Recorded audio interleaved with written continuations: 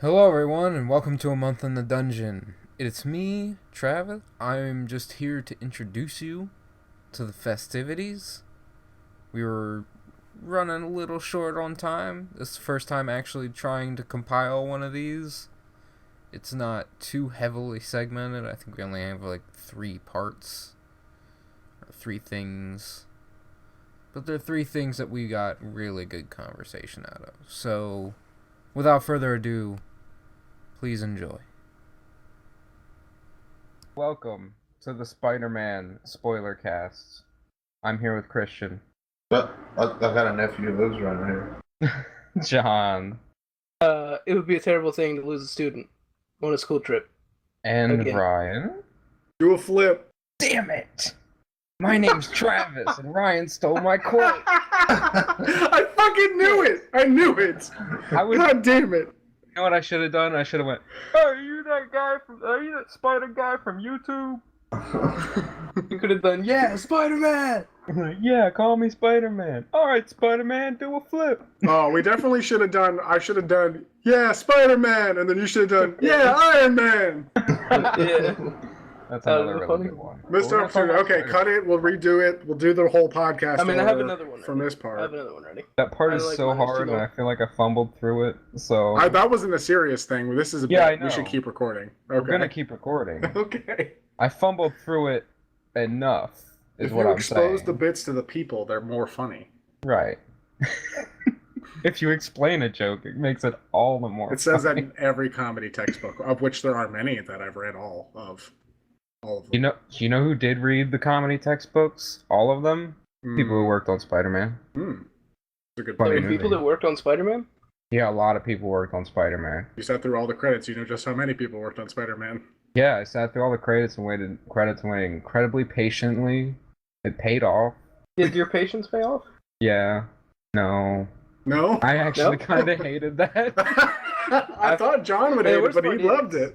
Like, I at feel like first a lot I of was like, people oh, that's would hate it. cheeky. But then I thought about it, and I was like, you really just wasted my time on I mean, if you purpose. think about, like, their end credit, after credits things have always been kind of like, well, that was dumb.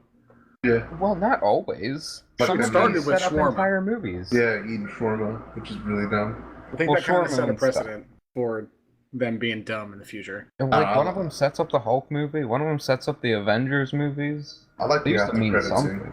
That was pretty good. Both of them were pretty good. Yeah. Well, yeah, and they gave you the genuine after credit scene before the joke one. Yeah. They What gave you was the... it doing? Yeah, well, I mean, it showed you that, Michael Keaton, I guess, is not the worst person in the world, and Matt Gargan's all pissed off. Well, I think he. Are you talking about how he didn't reveal his identity? Right. Yeah, where he was like, he was like, yeah, I respect Spider-Man, and I'm not gonna fuck I him think over. that's only because he saved his life. I think that's true too. Well, I mean that, and he saved his daughter's life, Right. Well, that too. He's and honor amongst bad guys or whatever. Yeah. done a lot. I do actually have some concerns. I feel like that final credit scene is going to push people over and sort of, I don't know if anybody else agrees with me, but I feel like Captain America is going to start to be like John Cena, where like everybody's going to just hate him, but he's going to always be good. You're Yeah, pushing him he's gonna be too the face. hard. God damn you! Well, because, Until- like, yeah, Until they turn him into Captain Hydra. Okay. or something like that, right? Like, he That'd be won't, nuts. unlike John Cena, even Captain America will heel turn. No, it'll never happen. We'll I don't know, Yeah, it I might mean, be a ways It off. might, he before might they not have a start doing choice. He might not have a choice. that. I don't know. It just because when you do something like that, you know, and every movie has been, I don't know. I like Captain America. He's like the bits. good guy. He's too good. Well, I yeah, feel that like was always it's his gonna gimmick, start- though. Yeah, Make but that's people that angry. has always been his gimmick. He's altruistically good. Right. Captain I America. just feel like people are gonna start to get annoyed by it, and that one might have been the annoying thing that put it over the edge. For I feel some like people. in the comics, the way that was utilized was in Civil War, where like his goody two shoeness got annoying to a certain to the other half of the country, and specifically Iron Man and his whole entourage. But in the movies, for the actual Civil War movie, I don't feel like that really played out. Like I It was don't feel more like it just played like out No, the I same don't way. think so. But we're not talking about Captain America. We're talking about Spider-Man, right? Supposedly, What other great things yeah, happened right. to Spider-Man? What'd you guys think about the whole MJ bit all the way at the end? we are doing spoiler. It is spoiler cast. Oh yeah, Oh, we're spoiling everything. it's gonna. I mean, we've spoiled a lot, and It's we're spoiled. Obviously, she's not Mary Jane. I mean, she could end up being Mary Jane, but I don't care if there's no Mary Jane. The fact Well, that they call her MJ is okay to me. but her name is Michelle Jones, and Kevin Feige said that she isn't Mary Jane. But I mean, he could also be lying. Why it's Yeah, okay also- is that they're kind of like an amalgamation of Gwen Stacy and less Mary Jane, more Gwen She doesn't Stacy. really. Her personality didn't really read Mary Jane to me in that movie, Right. but she wasn't in it a whole lot. The No, but what she was in it was pretty good, pretty Yeah. hilarious. It could be like Mary like Jane by name and then Gwen Stacy by. It's just weird. I whatever. don't understand Kevin Feige Character saying she's not Mary Yeah. Jane and then naming another character MJ. right. That doesn't It's- like no. It's really. I feel Well, like 'cause it's they might just a be way to doing get away with nerds to Mary be like, just calm down, all right. Unless Chill it's just out. like a proxy. Like there's no Mary Jane in this Spider-Man fiction, but we have an MJ who represents the same thing to Peter that Mary Jane did in the comics. Whatever. And she's also kind of There's more always interesting. a princess, and there's always a sword. There's always Triforce. There's always a Spider-Man. But I mean, not like I've read a whole ton of Spider-Man comics because I haven't. But don't Mary Jane and Peter Parker meet like after high school? I don't know. I think it depends on what fiction you're reading, because I think Ultimate is different than whatever. In the Golden original Amazing, I think they meet in high school. I think they go to the same high school. Okay. Well, what do you think this movie is kind of based on? Like what line? It seems like I it's don't think based it's based on anything. It seems like it's influenced by Ultimate, but Or then that. also Ultimate, yeah. yeah, Specific. but it's not the same. Like it's Very influenced, loose. but yeah, it's loose. Yeah. Okay. Like the Vulture is the best incarnation of the Vulture maybe ever in all of media. I think I Yeah. said those exact In words at some comic point. books even. I agree with you. Yeah, I've listened to a couple things of like background on the Vulture before I saw the movie, and yeah, it sounds like they made a huge improvement. That character sucked dick before He's this just movie. an old That guy character flew was around with dumb. cancer. Well, It he's was still kind of an old guy, but they just made him relatable. He's less old. He's not geriatric now. He's Yeah. more relatable. He has a purpose aside from like I'm old and I want to be an asshole. Cancer. Michael Keaton's Vulture is believable, and I think the character is sold much better in that movie than it has ever even attempted to be sold to anyone ever in the history of time. Now, speaking of the Vulture, he's got something in common with the MCU, and that's Tony Stark. What do you guys think about like this whole Spider-Man universe? Kind of started and kind of revolves around Iron Man and Tony Stark. But no, not I only mean- Ted, but but he's kind of like his father figure right now. Yeah. He kinda- I feel Uh-oh. strange about him being the uncle. I felt Did I just throw a strange wrench? at the beginning about him being the Uncle Ben figure, I don't. and then think on he's the Uncle second Ben rewatch. figure. No, he's not the Uncle Ben figure. He's not. But he In a way, though. but he is. Well, He's I know more what you mean. like. In a way, it is for that movie. Honestly, in this movie, this is going to be a weird comparison, but you'll have to stick with me. He's kind of like this movie's Mary Jane. He's the thing that Peter like ultimately wants in his life to impress and to make realize that he exists and is useful, but it falls short of because of his newness at Spider-Man-ness or his failings in his social life or etc. and whatever. The Uncle Ben in this movie, and I said that I think I talked to you, either you, Travis, or John, or somebody about this earlier off recording, but the Uncle Ben figure to me in this movie is like a whole lot of little things throughout the entirety of the movie. Like the whole course of this movie is Peter understanding the responsibilities that he is endowed with his powers. In Right. all of the other fictions, Uncle Ben has been the single catalyst of this one person you love died, and now it has instilled you with this ultimate responsibility and this moral compass that he then goes by for the rest of his career. In this movie, it's taught to him over a lot of small failures, one of which is actually huge, where he almost kills an entire boat's worth of people by not being able to handle the situation. That was a The very reason good I scene. think Tony But like Stark, other though, small ones. is that like shit. I lost my train of thought. Sorry, it was a mild tangent. But like That other happens. small ones, like leaving rubble the like pool party. Oh, Yeah, yeah, leaving the His pool friends party. were going for the Yeah. pool. The Yeah. Rebel scene kind The of. rubble scene made me think Tony Stark, Uncle Ben figure, because he gives him that one line, and we get to see the overcoming incredible feat of strength Spider-Man spot we see in every There's still the Spider-Man moment thing. of like his evolution. Yeah, there's Yeah, still but- like this yeah, this that- Where he crescendo to remembers his arc. words and it encourages him. Yeah. Oh no, I can't give up. It's still a movie. I just feel like the arc of him learning that compass and that responsibility is much better in this movie. Like it's much more natural than it is in everything else. Yeah. Where it's like we don't really have a good reference point for what Peter is morally, and then we're just given one immediately. Well, I Whereas think- here, like he has to fuck up a lot. I think that scene kind of turns him into the actual Spider-Man. Like he was kind of learning, and it was at that He was beginning kind of stage. pretending before. Right, and at that point where he lifts the rubble, you know, he's got a whole bunch of memories happening and all that stuff. But at the end of it, he does it for himself. He accepts that he is the Spider-Man, and that's what happens. Peter Parker and Spider-Man, and both are equally as important. And it's Right. like it's the literal manifestation of reality crushing down on him. Of like this is something I think Kick-Ass did really well and really early, which I think is important in superhero fiction. Where if you're not a hero who has inherent immortality, being a superhero is incredibly dangerous.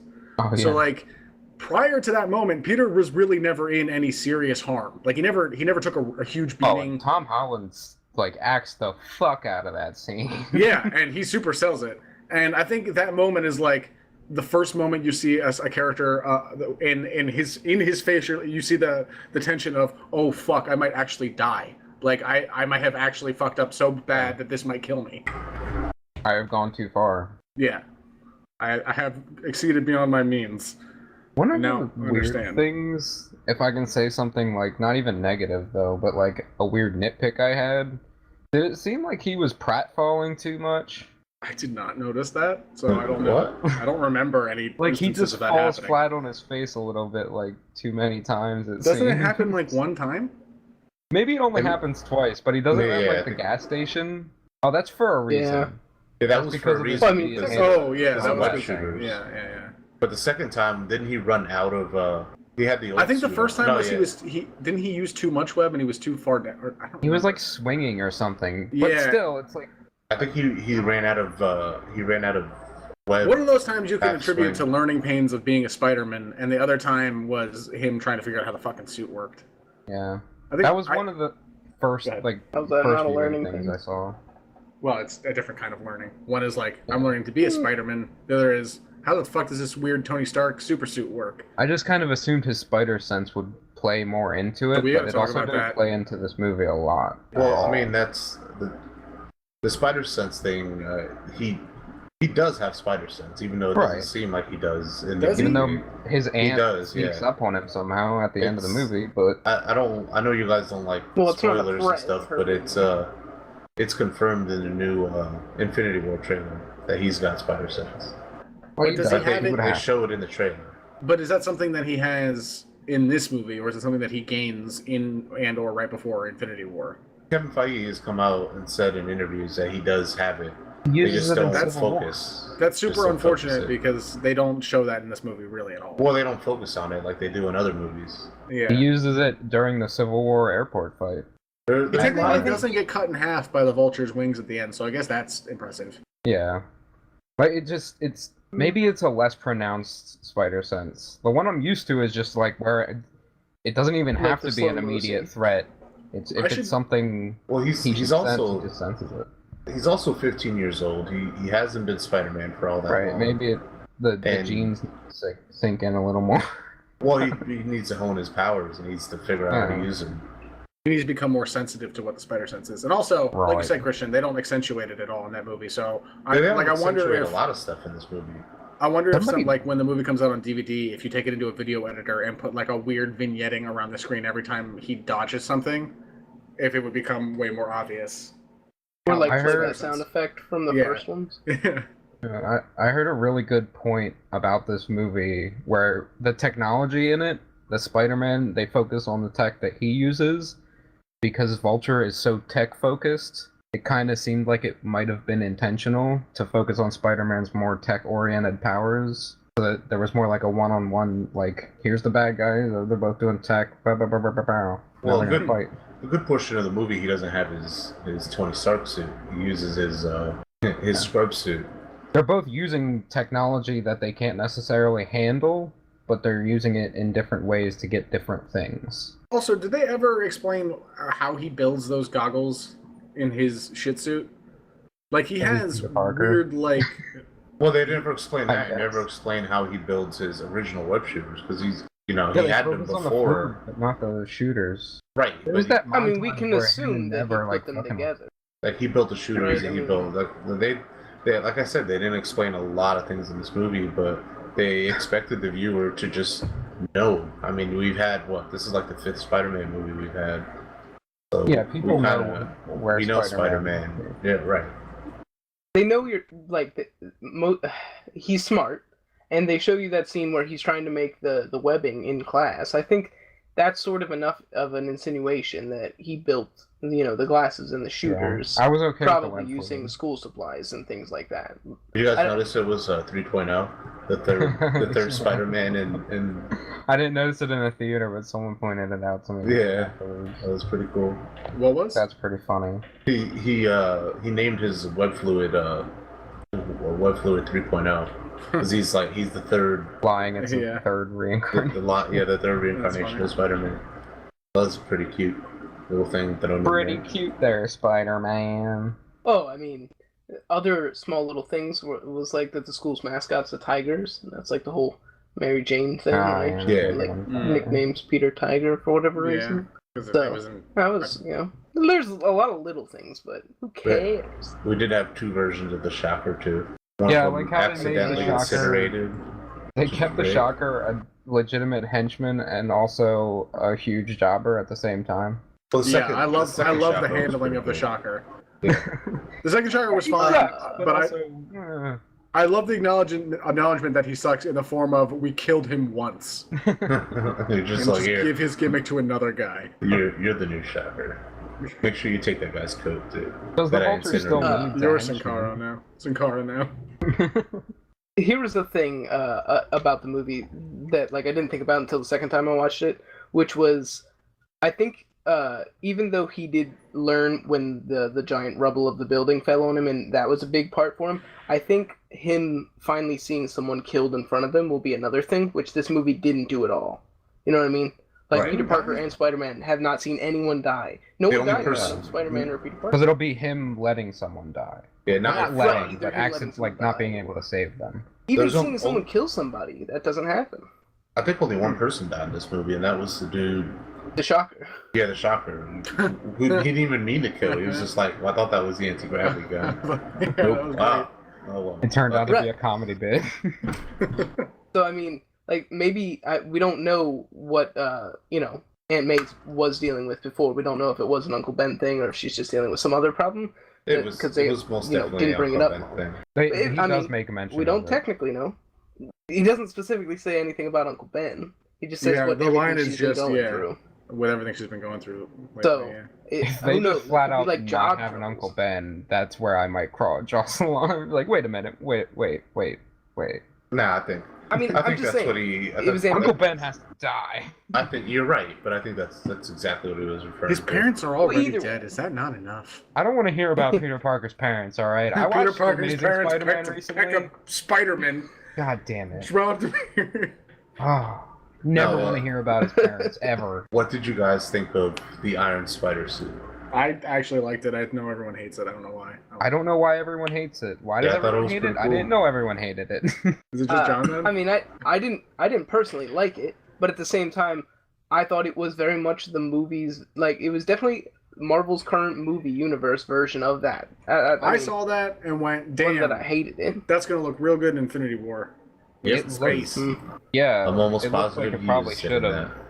I don't know if they could have done the comic book Iron Spider suit. It's gonna have the arms that come out the back, though. Is I it? think so. Yeah, I think so. Absolutely. Of course it is. They're just That gonna would be retract. I would be alright with that. Yeah, it's Okay. gonna be fine. I mean, they already had with what's his face from Ant-Man had those things, right? So What? not that surprising. To Oh, people. I forgot about that entirely. Oh yeah. I forgot that What was character the was yellow- even a thing. the yellow- Yep, 'Cause they shout out murdered Yellow him. Jacketing completely. They super kill him. What Or did he you gets shrink stuck in him the to like a microverse. subatomic level Yeah. and drop him into a Technically, he's not dead. Into He's in the oblivion or something? microverse. great? I'm sure that won't become a problem ever. Yeah. You sure he's not dead? I thought. I'm pretty sure he is dead. Yeah. Did he explode I or think something? he exploded. I think he exploded. Yeah, I think he exploded. But did he explode into the micro? Oh, no. In a I think cinematic universe where doesn't matter. Thanos having an Infinity Gauntlet is a thing that's going to happen, it really doesn't matter who's dead and who's alive. It doesn't matter. It's Yeah. true. Oh, not That's anymore. Yeah. Red Skull's coming back. Yeah. Boy, that would be I mean, Red fantastic. Skull never died. Red Skull just teleported away with the Infinity Cube. Infinity. Man, I wish Yeah, you guys whatever weren't it's so. That's right. I wish you guys weren't so picky with spoilers because I had a lot of good, like, a couple good things that I came across. About Well, the we can talk future about more of the- Spider-Man stuff. It kind of has to do with Spider-Man, but kind of not with the movie. So I guess it doesn't apply here. All What right. does it have to- I'm just saying. We can talk about Interviews. conversation with who purchased Stark Tower. We all had different thoughts and opinions. Richard's fucking Richard. I think it's. I honestly think it's. Fuck. Why am I drawing a blank on his name? Norman Osborn. Oscorp? Yeah. Yeah. Ooh. Oscorp. I think Oscorp or the Daily Bugle are the top ones in my opinion. Oh, that building's too big for the Daily Bugle. Bugle. I mean, Wild card. yeah, it is too big. Stephen Strange. That Extra would be building. ridiculous. They blew up all that shit in that Extra Doctor Strange movie. You really don't remember how that movie ended, do you? No, oh, that's right. They super undid all of that. Yeah, you Fuck, did. I hate it when they do that in Yeah. movies. That's the whole reason I hate that damn Stargate movie. Continuum? It's like, Time has this guy even ever seen a Marvel movie? He doesn't remember how Ant-Man ended. No. I don't remember how Ant-Man. If you remember how Ant-Man ended, right into this podcast and go fuck yourself. John.com. Aww. They keep the ant as a giant pet, which is actually kind of sad because he's gonna die in like a week or something. That's I mean, Well, I think because of his giant size, it would slow down. That's not how animals work. Well, maybe it's different because he's not an bigger. animal, he's I an don't know. insect, so. That's fair. Wait, is it? I'm confused now.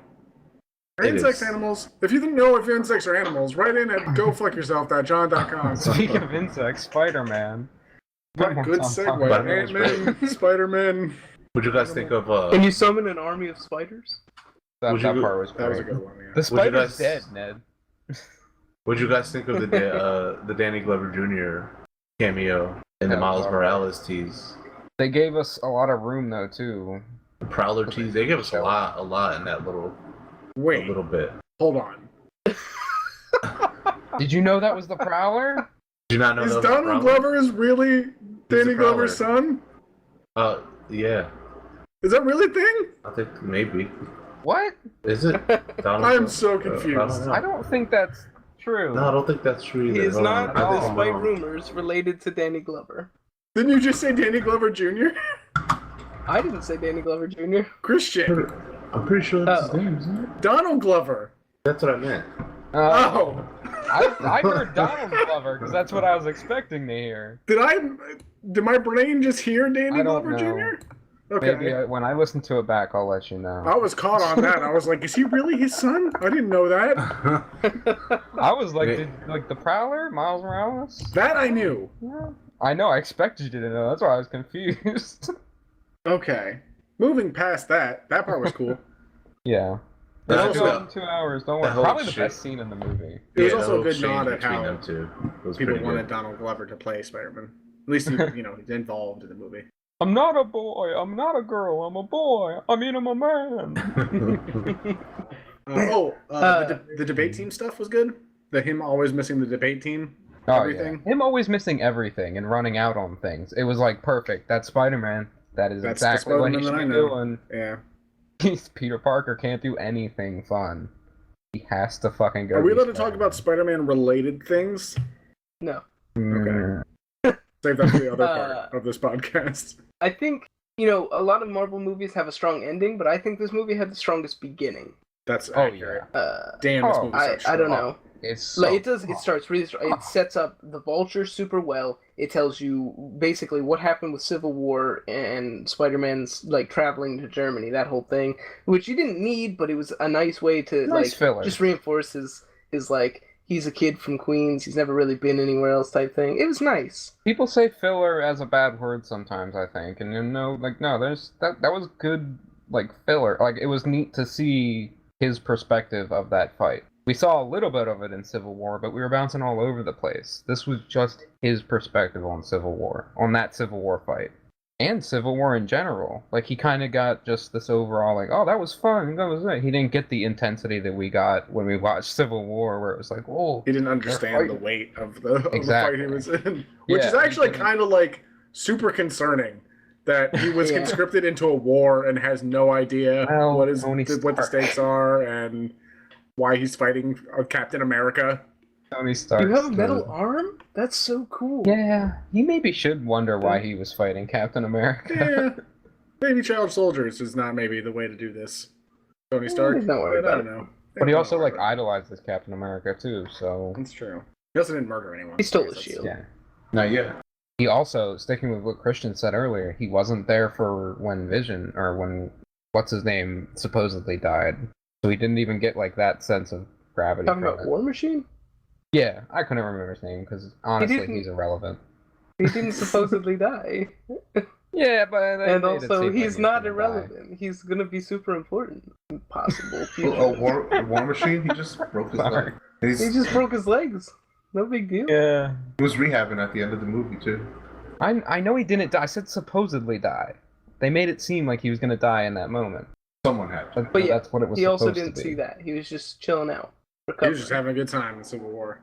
Maybe his whole experience in Infinity War will be the exact same thing, where he's just having a good time. It's a lot worse. Yeah. Like I don't know, because I'm pretty sure he's gonna see. Like some he's people definitely die. gonna watch someone get like freaking murdered. He may be one of the people who dies.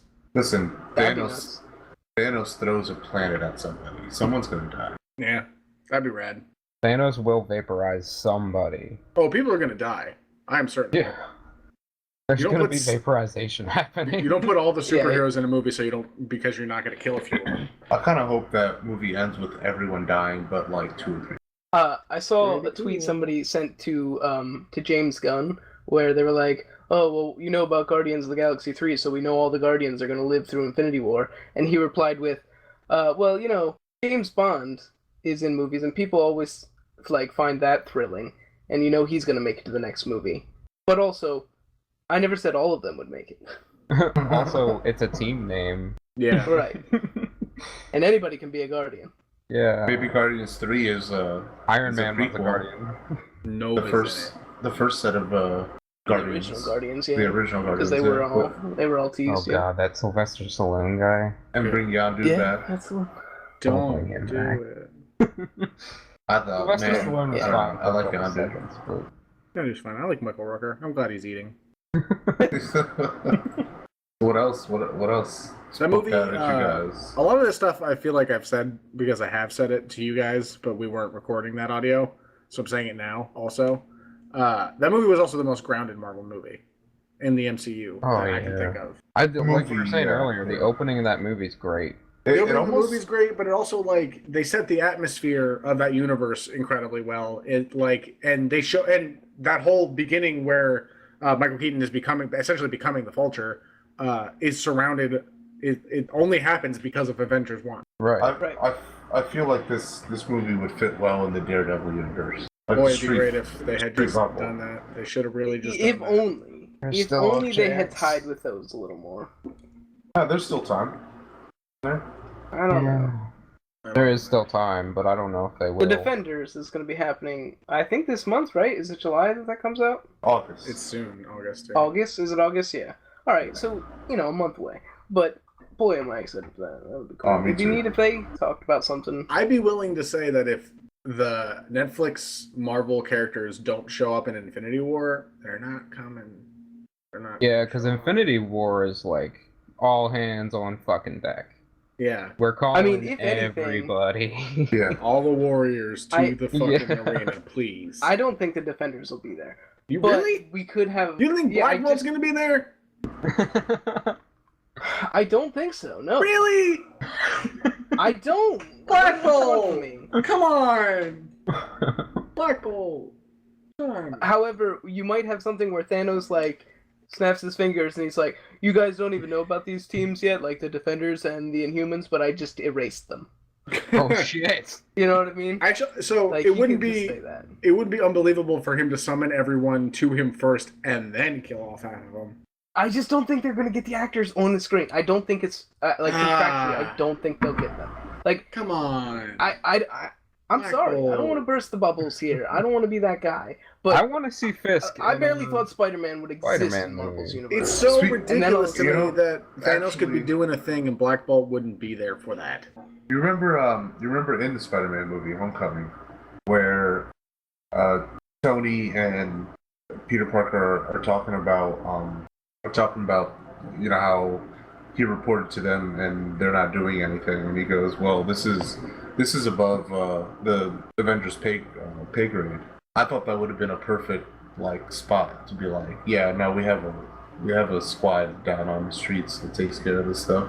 I don't- We have that's where Avenger Don't they level ever know heroes, about then we them have now? Avenger level heroes. No, I'm saying that would have been the perfect place for them to insert Netflix universe here. Like, here you go. Just to throw it in there. Right. I don't know. None of the big league movies have ever mentioned Inhumans at all. And when the Netflix talk show about talks about enhance. stuff, it's Right. bypassing, and But it's they- like, oh, that Hulk guy. It's not like a personal, they would know them.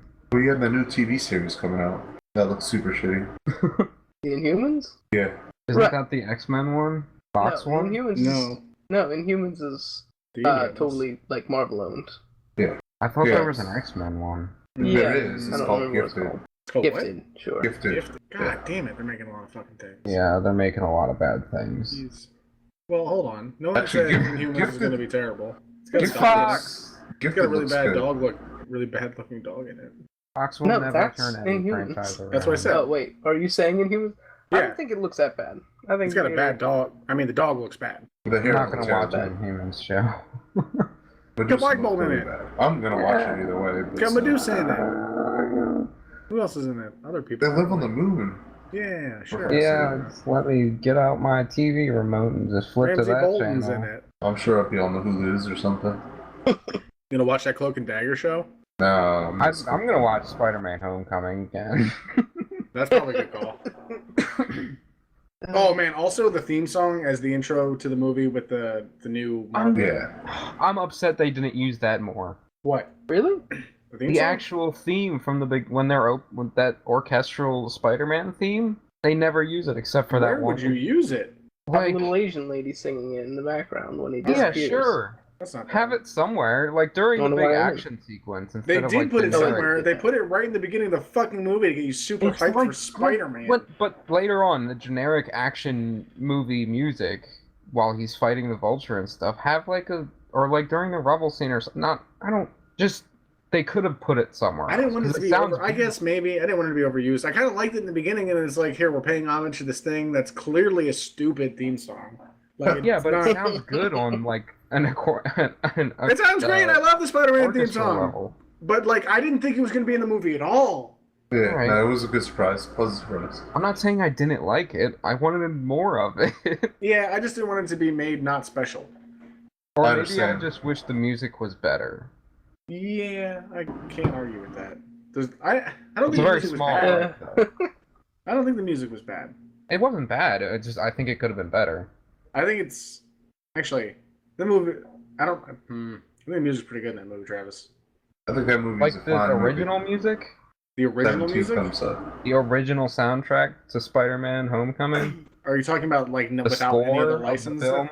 Without any of the licensed stuff? Yeah, the score of the movie. I have no idea. I have no opinion.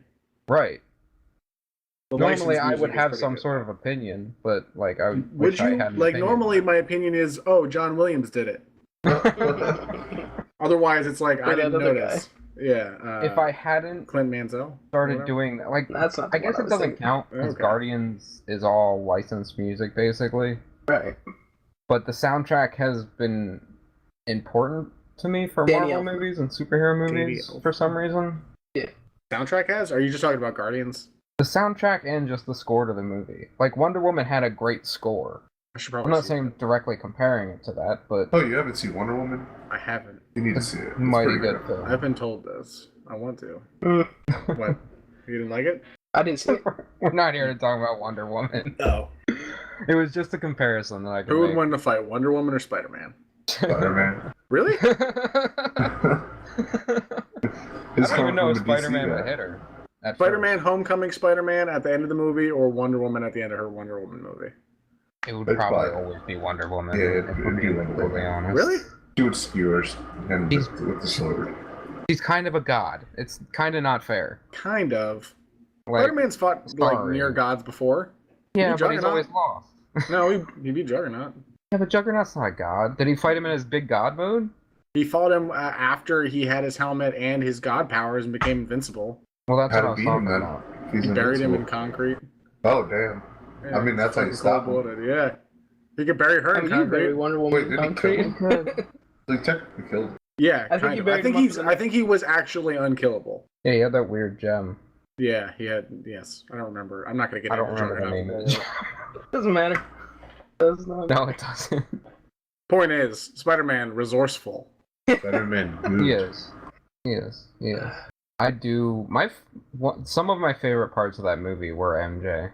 Really? It actually fucked up my first viewing of the movie because I was so caught up on every time they That's just so slipped her weird to in. me. Why were you so worried about that? I She's don't barely know. in it. I don't know. Maybe Also, you shouldn't have known that was her while you were watching the I movie. didn't. That was the point. That's what. Wait, here. This is it. That's why. That's why I was so caught up with her. They don't mention her name. They don't say. They keep showing this character, and they're giving her personality, and I'm like, who the fuck is that? I Comic need to relief know who that is. It was eating me up. And then at one point they say Michelle, and I'm like, wait, Michelle. Well, they could do a middle name thing with like Michelle Jane or something. And I just started thinking. I went off on a. Because I You're did close. want Mary Jane to be in the movie. I mean, technically, she's kind of in the movie. Technically, she is. There's an MJ in the movie. Yeah. And does I not- like that MJ. I want her to continue to be in the movies coming up. They gave her so much personality by giving her She had like very 5 little lines. screen time. And in those 5 little tiny scenes, he was able to just- Yeah, I feel like yes. you got a real Boba Fett thing going on for yourself, don't you? maybe, No, I mean, possibly. there's a lot of context clues. Like she reads a lot of books, and the books she's reading, and Also, she goes she's to the obsessed with Peter protests. Parker. Is she? Yeah. By her own admission, is not obsessed. She's just Right. observant. She's just observant, but Right. also she's in detention with him later, sitting She's right in behind detention him. all the time. She's not even supposed to be there, though. She Yeah, was she's in there all the detention with time. him, but she sat there the entire time drawing the teacher. Yeah. Also, she had been there prior. Didn't the teacher make mention of how she's always there for no Yeah. reason? Yeah. She said, yeah. Maybe Yeah. wishful thinking. Sometimes I think you she's wanna be more alone. independent than you're giving her credit for. Well, not obsessed with Peter. Maybe it Parker, was- I guess. maybe it Maybe was- she just likes him. Maybe it was made to look that way for a reason. Maybe. Right. That could be. That's what I was reading into, I think. I think they were kind of teasing a love interest, and then they were like, well, no, you're not actually Well, supposed to pay attention to that now. Let maybe it they- develop. And maybe they fuck haven't that. decided where they're going to take it. And they Yeah, I kind of hope just they- I left think it she open. totally knows that he's They're this far Spider-Man along. as well. I also think Seems like that she everybody knows she apparently knows knows he's Spider-Man. Spider-Man. Like this universe Right. is not keeping that secret of him being Spider-Man real good.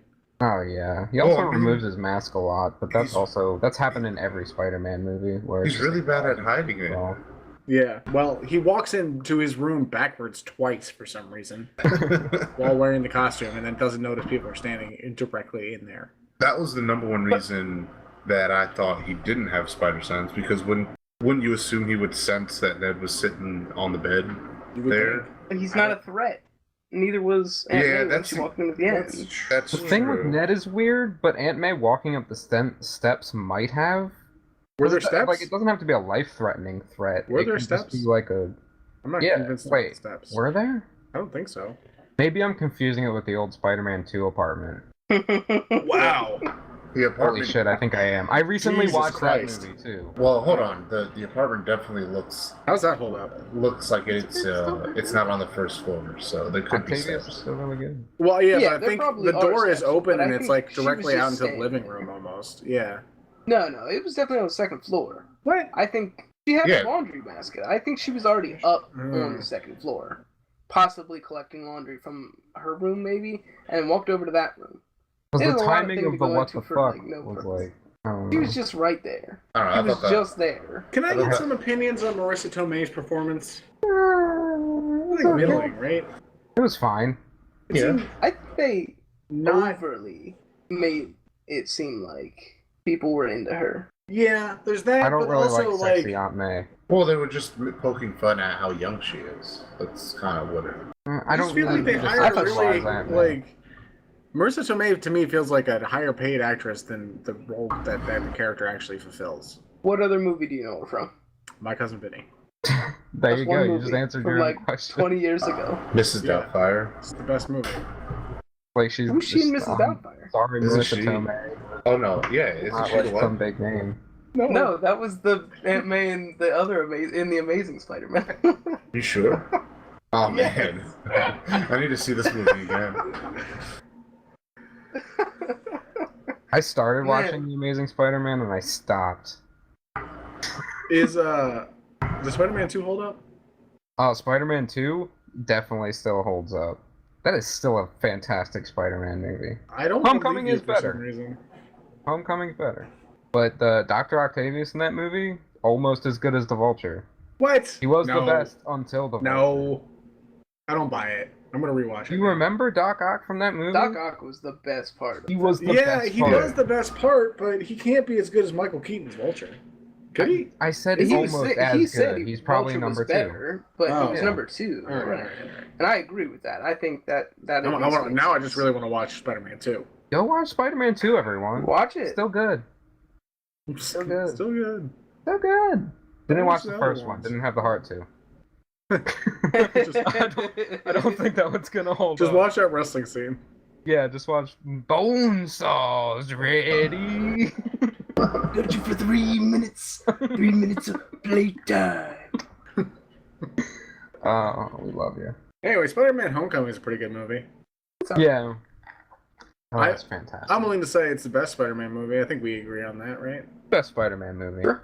Yeah, and if you haven't watched it, why did you listen to this? That's a fair. I'm assuming everyone watched it. If you made it because this far, you better fucking watch it. I'm not even going to entertain the idea that you haven't. You basically have now. They have. We explained the movie in such great detail. But also, we That's didn't ruin any of the so. jokes, really, or anything. No, That's there's- the Still thing. enjoy that film. We talked We about didn't- most of the serious stuff. That movie is basically a comedy.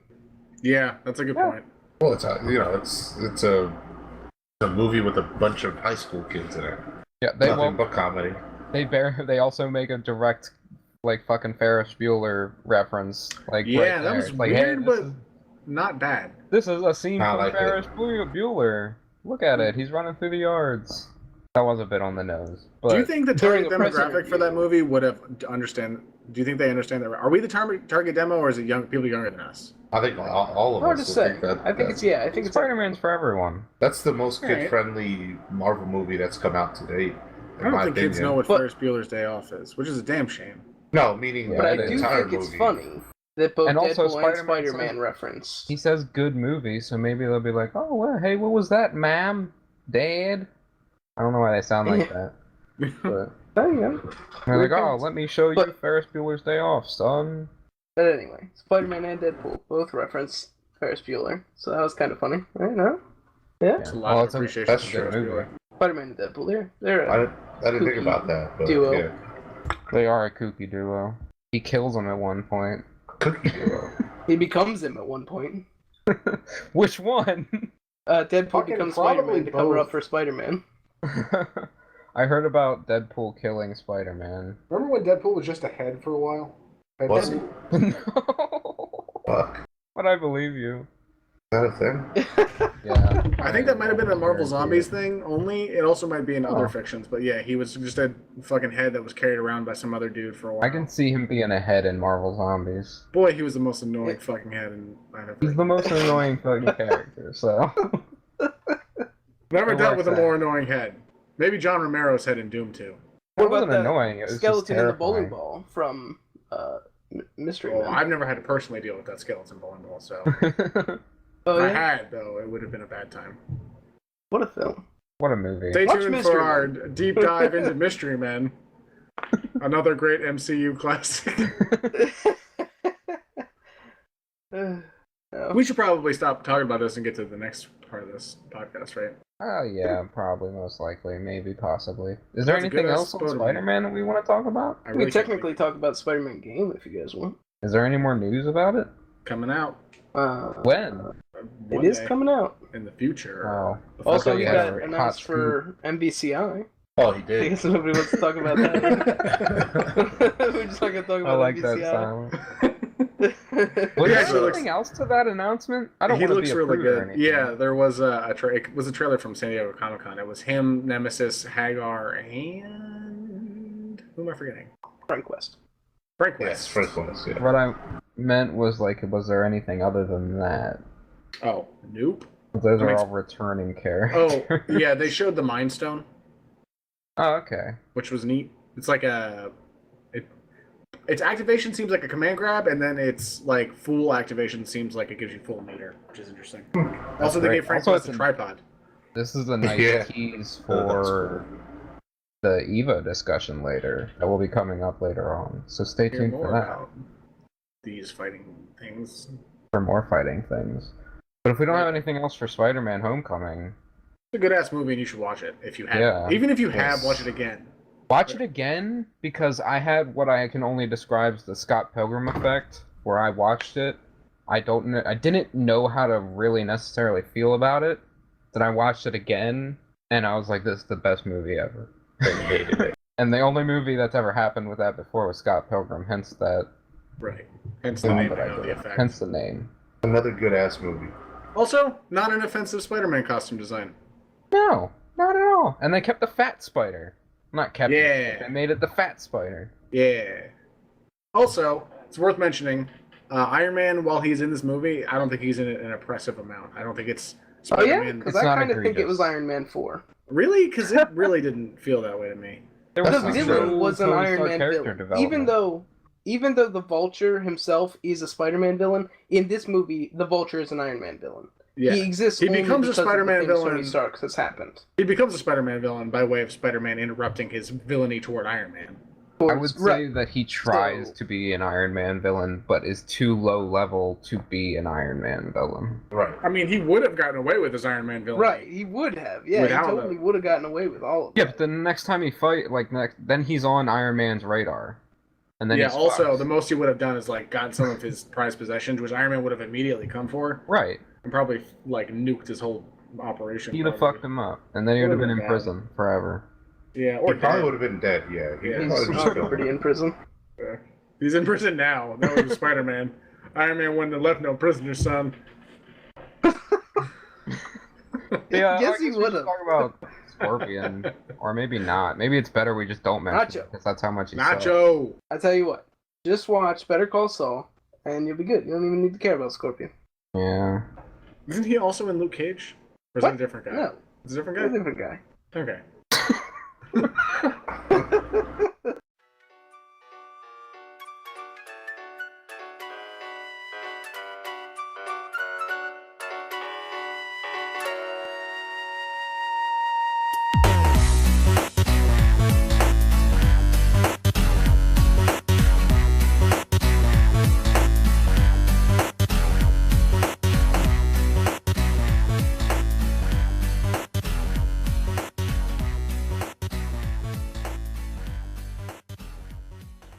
Hello, everyone. Welcome back to the fabled, the legendary, the infamous Android Squared Circle. It's been a while. It's been a while. I'm here with Christian. We're the only two. I'm Travis, by the way, your host or moderator, my also fellow host. I was gonna say co-host, but I never like the way that sounds. I'm co-hosting. That's what Yeah. I'm doing. Well, I do the intro, but whatever. That's not important. What is important is that we get to talk about wrestling, because it's been a long ass fucking time, and I really kind of want to talk about what happened this month. This month, in the month of July, we had a Raw pay-per-view. There was a brand split since we last did one of these, Really? I believe so. I don't think. Yeah. Oh fuck. Yeah, I don't think we did one since the brand split. Yeah, so there's a brand split, Raw and SmackDown, Wow. but if you're watching wrestling, you obviously know that already. Been a Uh, while. Been a while.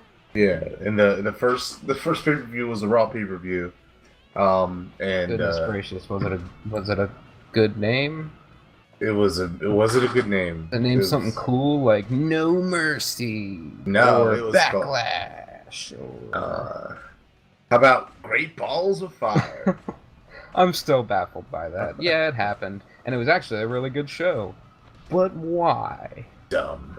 I don't know. We'll never know. So, I'm gonna be honest. All I really remember is Samoa Joe versus Brock Lesnar. yeah, me too. Well, no, the ambulance match between Oh yeah, okay. Braun Strowman and Roman Reigns is really.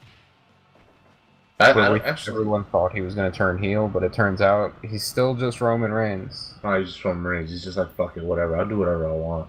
I'm an asshole. The Attitude Era. But on the pre-show, actually, and I didn't pay attention to this, but I know you probably did, was Akira Tozawa versus Neville for the title, for the Cruiserweight title. And it sucked. It sucked. And I was so disappointed, because I know in my heart of hearts that those two could tear the house down. But it ended in some weird crotch. He crotched him, and then it ended. I think that's how it went. It was something stupid. I don't know, I just feel like there's no point in having the Cruiserweight division if they don't let them wrestle like Cruiserweights. That too. Like, I just don't know. Watch 205 Live. I swear it's good, people. Nobody wants to pin like the Brian Kendrick alone is enough to watch 205 Live. Well, people don't like it because of the way they make it look on, Raw. Yeah. Well, when they're on there, it's they just waste them. They don't even like emphasize the storylines they're currently in, which is dumb because they should. It is dumb because the 205 storylines make more sense than the main roster storylines. In the same way that NXT storylines make more sense. Really dumb. They're actually very similar shows. It's just a different idea. Yeah, but anyway, back Balls of Fire. Well, yeah. Balls of Fire. Balls That's of all Fire. I have written down here. That's it. There was Seth Rollins versus Bray Wyatt in a match with extremely high stakes. There was no high stakes. There was no reason for them to be fighting. He said a bad thing about me. He did. He said one thing. Not even That's all why that they bad. were fighting. Whatever. Dumb. It's kind of stupid. But the good thing that did come out of that was Bray Wyatt winning, which he never does. Yeah. And then he won again on the Raw after. That is one. Remember that? Yeah, he started winning. I don't think he's lost yet. Like, look at Bray Wyatt on a win. It's only 2 wins, but that's the longest winning streak he's ever had. Yeah, we haven't seen him. We haven't seen him lose yet, so maybe they're doing something with that. He's gonna fight Finn Balor next, so I'm sure he'll lose. So don't worry, everyone. We'll have the good old Bray Wyatt, god of losing, back any day now. And to move on to the next one, because I mean, wrestling. One thing that hasn't changed with wrestling since the last time we did one of these is it's kind of just meh. It's yeah. Storylines are weak. There's not much to them. There's a few good matches, which after we run this down to those matches, we'll probably go in depth and talk there. But these matches onto the 2 main event ones. And when there was a good build. And there was a good storyline. We'll get to that because it was in the main event. But yeah. So when it is good, we'll talk about that aspect. But this was there was literally no reason they were fighting. They're just Bray Wyatt's just spooky. Yeah, thank you. I'm spooky Bray Wyatt. Whoa. Snakes, Randy. Why don't you tell people about Big Cass and Enzo Amore? Oh, the squash match? When Big Cass was walking down to the ring, they had the camera pointed up at him to make him look bigger as he was walking down, but on the back, behind him, on the Titantron, it said Big Cass. Well, his head was covering up the C, so it said Big Ass. It was perfect. Hilarious. I didn't notice when I was watching it, but somebody on the internet, some hero on the internet pointed it out. And it is now a meme, and it's gone all over the place. But just greatness. Kicked him right in the face. It went about as you expect. Yeah. Like Enzo's a scrappy little scrappy dude. Yeah, I'm gonna get him. I'm gonna get him, and then he gets kicked in the face. And that's developed into something like Big Cat. I don't think Big Cass was ready. Me neither. Still seems kind of hesitant sometimes. Also, they don't know what they're gonna do with Enzo, and it kind of seems like they're like, just like, oh, you know, we're gonna push Big Cass, and oh fuck Enzo. I think I'm gonna always say this, and I don't think it's a bad thing. I think Enzo should be a manager that takes bumps. I don't think he should be a full-time wrestler. I agree. I think my ideal scenario was for them to not break them up like this and turn Cass heel, make him give him a singles push with Enzo as a manager that takes bumps, a heel manager that takes bumps. And they have the opportunity to do that when Enzo got hurt a few months back. Oh yeah, when Gotch almost killed him. Right. I don't know. They have that would have been a perfect time to do that. Oh, because now they're kind of wasting a person that doesn't need to be wasted. But Big Cass is getting a push. He's gonna fight Big Show. Oh yeah, I mean, that'll be a fairly cool match. I always like when two big dudes fight each other. I am kind of a sucker for that. And this match shouldn't make any sense either. A 30-minute Iron Man tag team match. Well, I go back and forth on this because I watched this match a few times because at first I really liked it, and then there were parts that made no sense.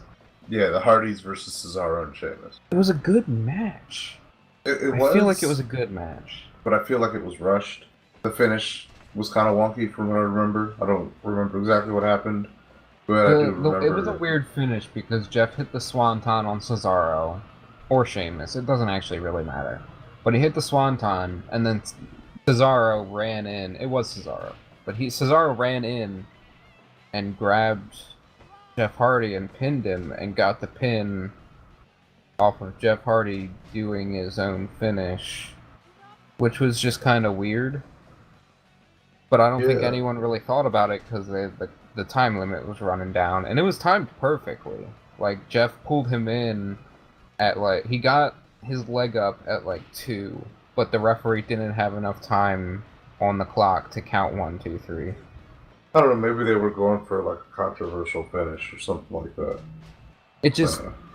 It was weird that it's like Jeff Hardy pops up from that move and covers his opponents all the time. Why would he stay down for a 3 count? Right. Unless he was just surprised. Other than that, Matt got color and looked like he was broken, and ever since then, also, he has been acting... They've been dropping a lot more... They have. Subtle hints. Especially on Raw and whatnot. Subtle. I wouldn't call them subtle. Oh, yeah. Just one time they just say, well, we were broken... or obsolete and delayed, and they do the whole obsolete. Or fade away, and of course I find myself as obsolete. So You're yeah, supposed to say obsolete. Obsolete!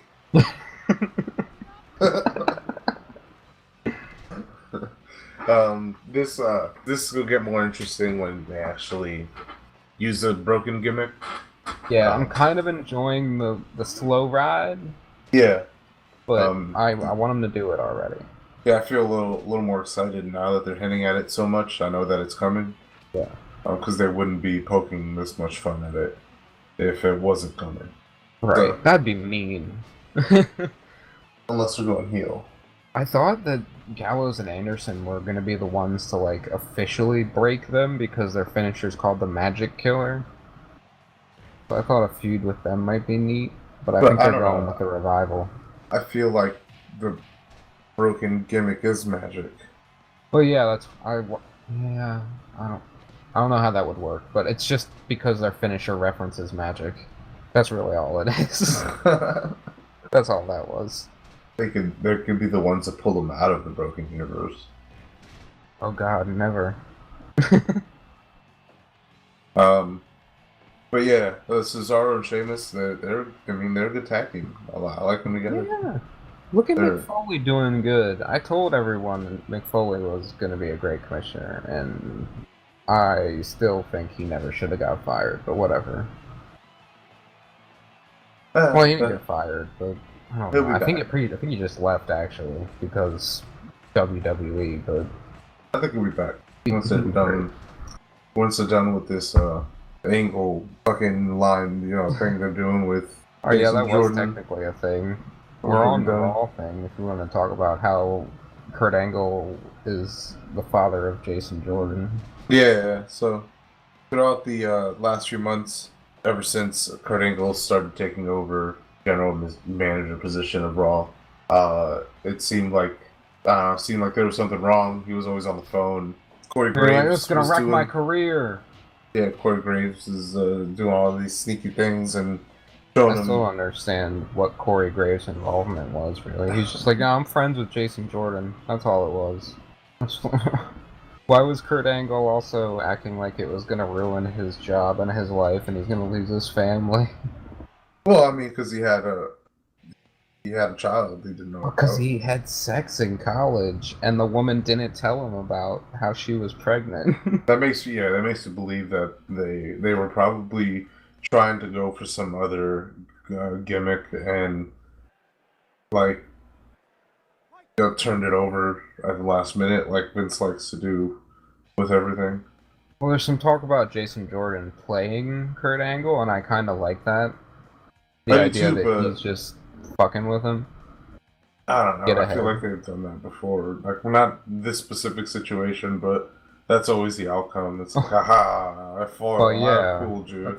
That's kind of their MO, though. Somebody just pointed out, some hero on the internet just pointed out that the Singh brothers are basically just J&J security. Yeah. And it's like, oh, okay. Yeah, they really don't have any new ideas. They just put all the Indian people together. Whoa. Oh, yeah, that's what they did. Ginger's not. No, he's Canadian. He's For Canadian. fuck's sake. He's Canadian. In the world of wrestling. The From wrestling India. world. He's from I mean, Punjabi, India. Not from India, but he's Indian, though. I think it's fair to say he's Indian just because he speaks Punjabi. Because I don't. I don't speak. Also, either. he's of Indian descent, so... He is also the same age as me. Sad. No, that makes you feel good, right? Why aren't Makes you the me feel champion? bad. I am the champion. They just Oh, don't okay. know it. You're the champion of your own life. Remember that, Dungeoneers. What match are we on? Oh, back to Great Balls of Fire. Sasha Banks versus Alexa Bliss. Oh, man. Another like wonky finish. I forgot how many weird finishes there were. Yeah. This was the count out, right? Yeah. Yeah, I was just kind of Also, god damn it, they need to turn her babyface already. Sasha, or heel, turn her heel, please. I mean, she's pretty much there. Cause every time she cuts a babyface promo, I want to stab giant ice picks into my ears. Jeez. She's very bad at being a babyface. Couldn't you do something a little less painful? Nope. Alright. I understand. She's just yeah. so bad at being a baby. I guess she's just not bad. I know she's reading lines as a babyface. I do need to say that Alexa She made Bliss. a little girl cry in NXT. I know. I do have to say that Alexa Bliss has been doing an awesome job as like the lead heel on Raw right now, and real She happy stepped about up that. above all the people that everyone expected to step up. Yeah, Right there, if not above them. Sasha Banks won the match by countout. They have a pretty good match, and then being the heel that she is, she gets knocked out the ring and decides just to stay out there. So, The no, time I'm just count. gonna- it kind of made Sasha look like a dope. Yep, she just stood there like, Go out and get her. yeah, go get her, please, go do Go out something. and get her. Oh, you're just gonna stand. Yeah, Been in like 30,000 championship matches. Right. I know because I've seen them. She didn't really want it. She didn't She's want it. like the only one going for the title. Actually, recently, didn't Bailey just win the #1 contenders match between them? I think so. Yes. Okay, so we'll get Bailey Alexa again. Yeah, That'll and be then cool. Alexa can outsmart Bailey again. Oh. I think Bailey will actually win at SummerSlam. Oh, I'm okay. picking Bailey to That's win. fair. You named Okay, your daughter after Bailey. You kind of have to root for her. I don't want to anymore. I don't want to anymore. I'm gonna change Bailey's name though, Les. It's early yet. It's done. She won't remember. never She don't know. care. I just You'll keep never know unless she listens to this podcast. I'll burn it. Burn to the ground. I'm gonna burn this podcast to the ground. And then for moving on to the next match. It's a match that we've never seen before. This is like the first time we've ever seen this match. Yeah, remember? So Dean Ambrose versus The Miz. Oh. Your sarcasm was so strong about something that happened so many times that I legitimately forgot that happened. I love Dean Ambrose and I love The Miz. I don't want to see them fight ever again. Me neither. I don't The care in-between who's stuff involved. was even good. It was just... But, No, I know. oh, It was good. okay. I mean, I can't say this feud has been too good because they added the Miz Raj, which I like I'm The Miz. I'm okay with it, but like, come on, like, it's just I don't know. It's just weird. They got potential. And I like that it's everyone's like, oh, Miztourage is such an awful name. I can't believe they picked such an awful... You realize he's a heel, right? And it's supposed to be a stupid name. You're supposed to hate that name. And think Yeah. it's, like, super douchey. It's true. And dumb. Like, he did it on purpose. It just... But also, that's great. It's great that he was able to piss people off with that dumb name. Right. So, like, unfortunately, there's not much to say about this match. It's, same old. We've seen this match a few times. Yeah. The sad thing is, like, both of them are really good, and the build-up to every one of these is there's usually one thing that you can point out and go, that promo is really great by Dean, or that promo is really great by The Miz. But it's so much in such a short period of time. Bo Dallas distracts Dean Ambrose, and The Miz wins. Like he usually does. And now they're still wrapped up, and they got Seth Rollins all up in there. I know it's getting messy. Oof. That is actually kind of getting intriguing, just because of the Seth Dean Ambrose thing. Like they're doing some neat stuff with that, and they're two people that, like, when you get the Shield Bros together, I don't know, they might win the tag championships. I can see them a babyface Shield or semi-Shield beating Sheamus and Cesaro. I think so. Because they don't really have anything going on right now. I think that the Hardys need to go broken, and then they Right. take the titles while they're broken. Yeah, but they have to fight the Revival and become broken, right? I think that's what they're doing. I think they're... Oh, man, yeah, the Shatter Machine is the perfect move for that, actually. Yeah. We've been put through the Shatter Machine so many times. We are broken. Yeah, if they just keep Shatter Machining them. God damn it, that's such a good move. I was just listening to the, I was actually going to tell you should listen to the Edge and Christian podcast. It's really good. Huh. But, I was listening to the one that the Revival was on, and they were talking about how good the Shatter Machine was.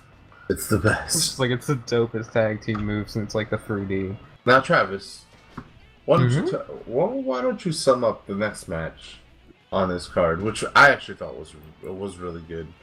I like the way it ended, and I'm a fan of what happened after the match. Roman Reigns versus Braun Strowman in an ambulance match. Well, I liked the entire match and the stuff that came after it. There are things that were pointed out to me that I didn't realize, like how the only offense Roman, like, not that it was even offense, like, the only times Braun Strowman got hurt was him running into something. He does it like 7 times. Roman just steps out of the way and he hurts himself. Yeah, but I like how the match it made him look like a beast, like, Well, yeah, he's unstoppable. basically the Incredible Hulk at this point.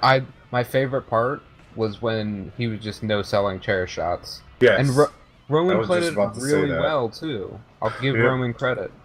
Like he looked legitimately shocked. Like, oh God, why? Whoa, oh no. Oh, that was pretty good. That's pretty good. Hit me, you son of a bitch! I I love Braun Strowman just like everybody else does. Like he's super over. They were Babyface. really, really decent, like chair shots too. I Yeah. mean, they echoed. He was wailing. It was a good match, real stiff match. I'm tired of people.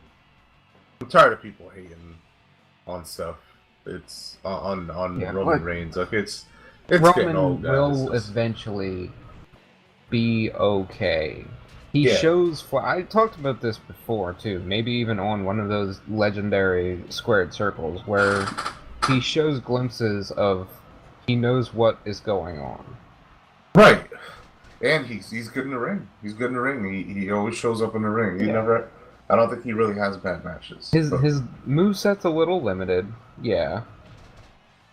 He could do some more stuff. So yeah, they have a grueling match, and they make their way to the ambulance, and Roman Reigns is gonna go for the spear, and Braun Strowman sidesteps it, and he fucking dives right into the back of the ambulance. Yeah, on some Looney Tunes shit, he just goes whoop, whoop, whoop, whoop, whoop, whoop, right into the back of the ambulance. He closes the door, and Braun Strowman wins.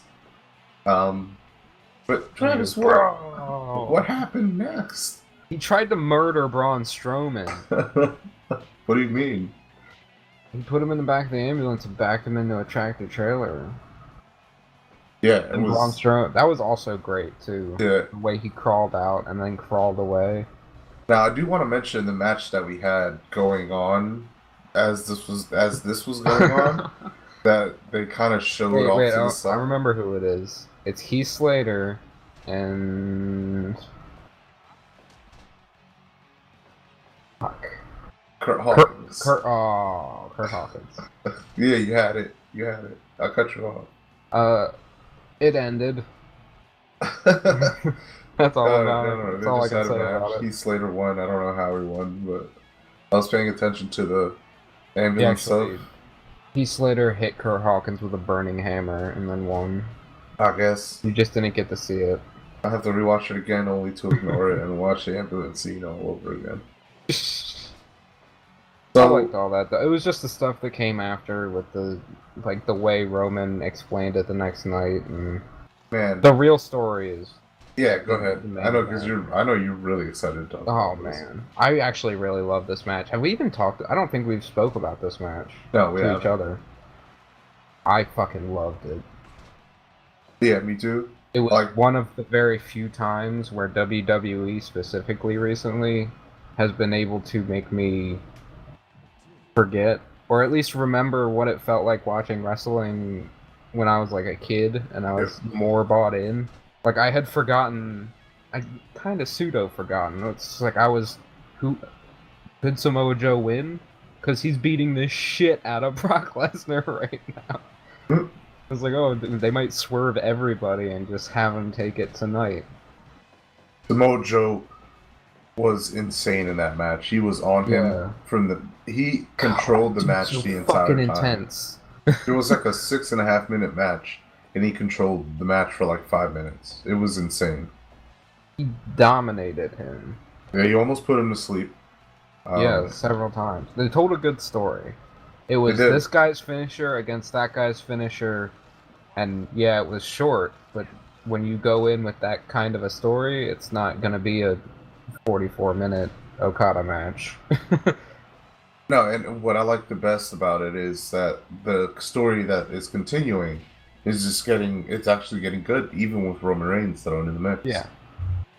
So, right now we're looking at a triple threat match. For SummerSlam. Yeah, for SummerSlam. So, I'm down with that. Excited for. Oh no, it's a fatal 4-way with Braun. Braun's in there. Oh yeah, that's right. I almost forgot. Whoa. Braun's in that match, the fatal 4-way. Holy That's crap. gonna be nuts. So, that'll be a good match. I don't And, either. I just the only thing that I hope is that they don't give away a lot between certain matchups that I wanted to see, like But- Brock and Braun.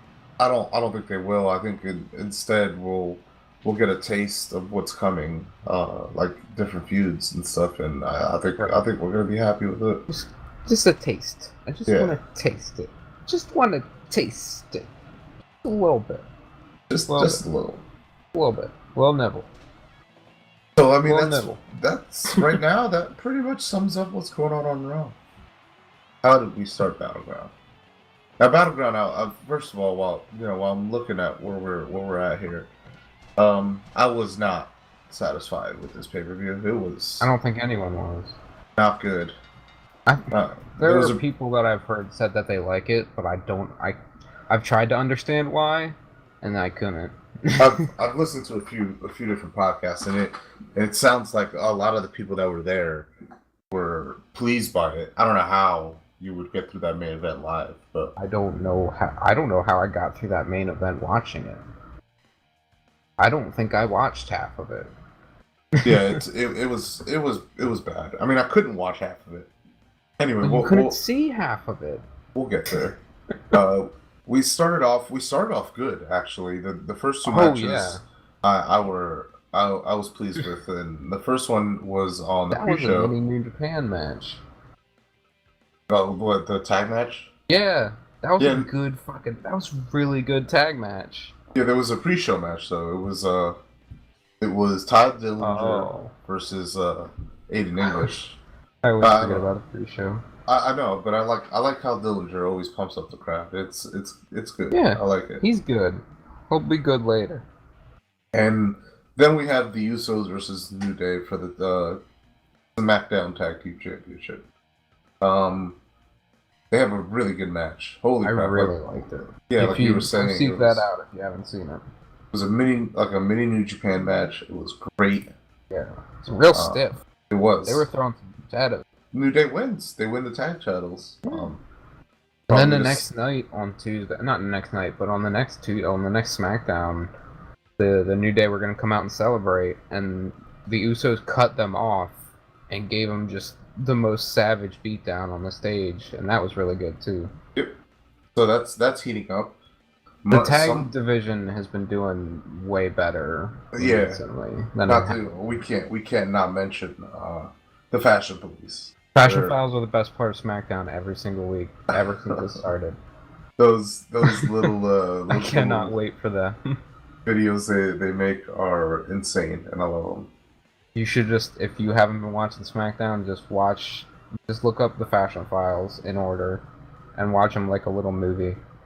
Because it's like, if you know things about wrestling, if you're a wrestling fan, they're hilarious. I don't know how funny, I was thinking about this the other day, and I don't know how funny those would be if you weren't a fan of wrestling.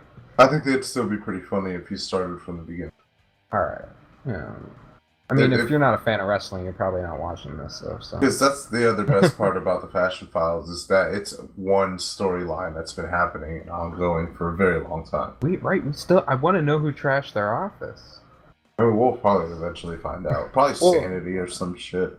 I want it to be a call-up, but I don't want it to necessarily be Sanity or Authors of Pain. They're the champions, so they wouldn't do it.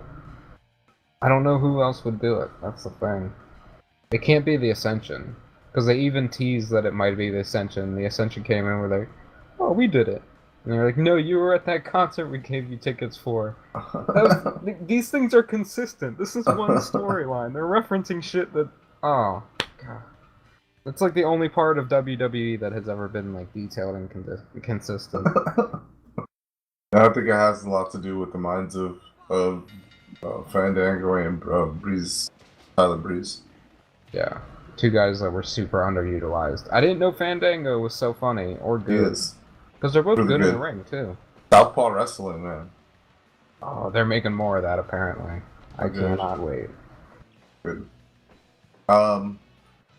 Shinsuke versus Baron Corbin. I was so excited for this. Too. And then it was just a big pile of poop. They continue to make Nakamura look like a bitch. I don't know. The best part of Nakamura right now is his entrance, and even that, for some reason, doesn't It give him feels the weaker just because they booked him so poorly. correct. Yeah, it doesn't hold anything because I don't know. He's just And I've supposed to been be so hearing certain good. people talk about how it might be Nakamura's fault. I'll tell you what, they should never have debuted him against fucking Dolph Ziggler. I know that I'm biased because I just hate Dolph Ziggler, but Right. that is not the match you debut Nakamura with. Right. You That's don't. not the feud. Don't. Like, It's- they fucked up right there. Right Yeah. off the bat, they fucked up. So, It was- I it think was- they're still paying for that match.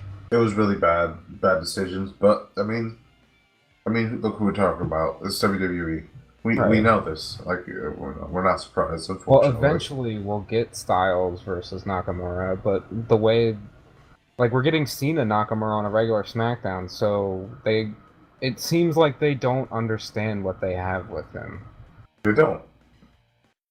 I just don't get it. I have no makes fucking me- idea. Yeah, it makes me unhappy. But it is what it is. We'll get Styles Nakamura in, like, December on a throwaway SmackDown, and it'll be 10 minutes long and end in a dirty finish. Yep, like always, or a run-in or something. Yeah. Now this next match, I know you don't like the winner.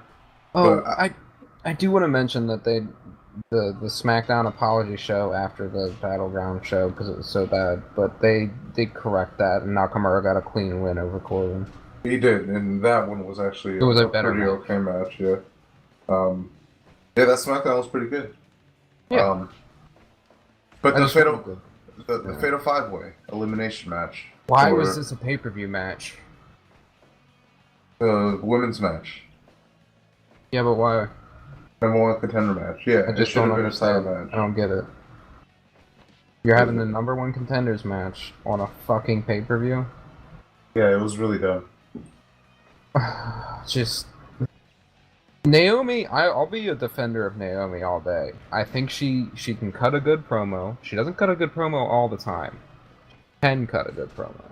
She's great in the ring most of the time. There's some things every once in a while, but Yeah. I think she's a great champion. But they're not letting her fight anyone. She's fought Lana her last 3 defenses. Yeah. And now you're just going to make her wait more?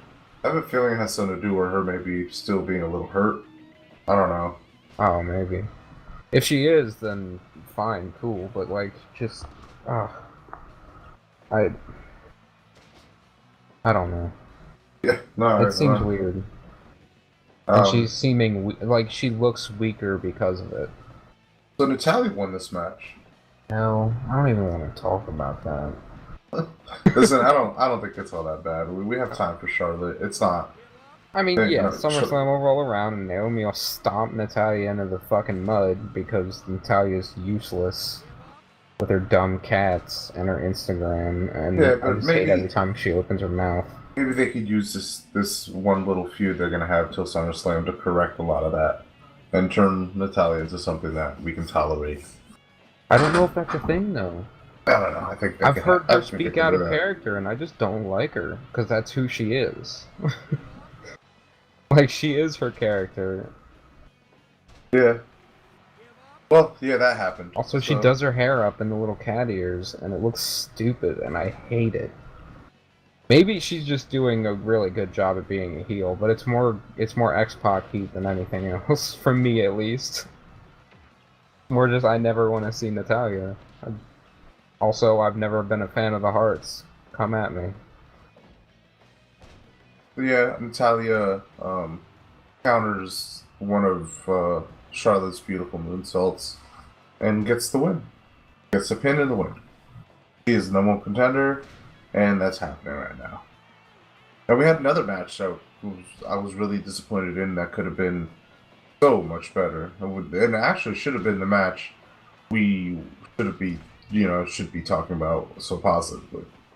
AJ Styles versus Kevin Owens for the United States Championship. Yeah, I've heard that was not the way that was supposed to go down. No, AJ was supposed to keep his shoulder up.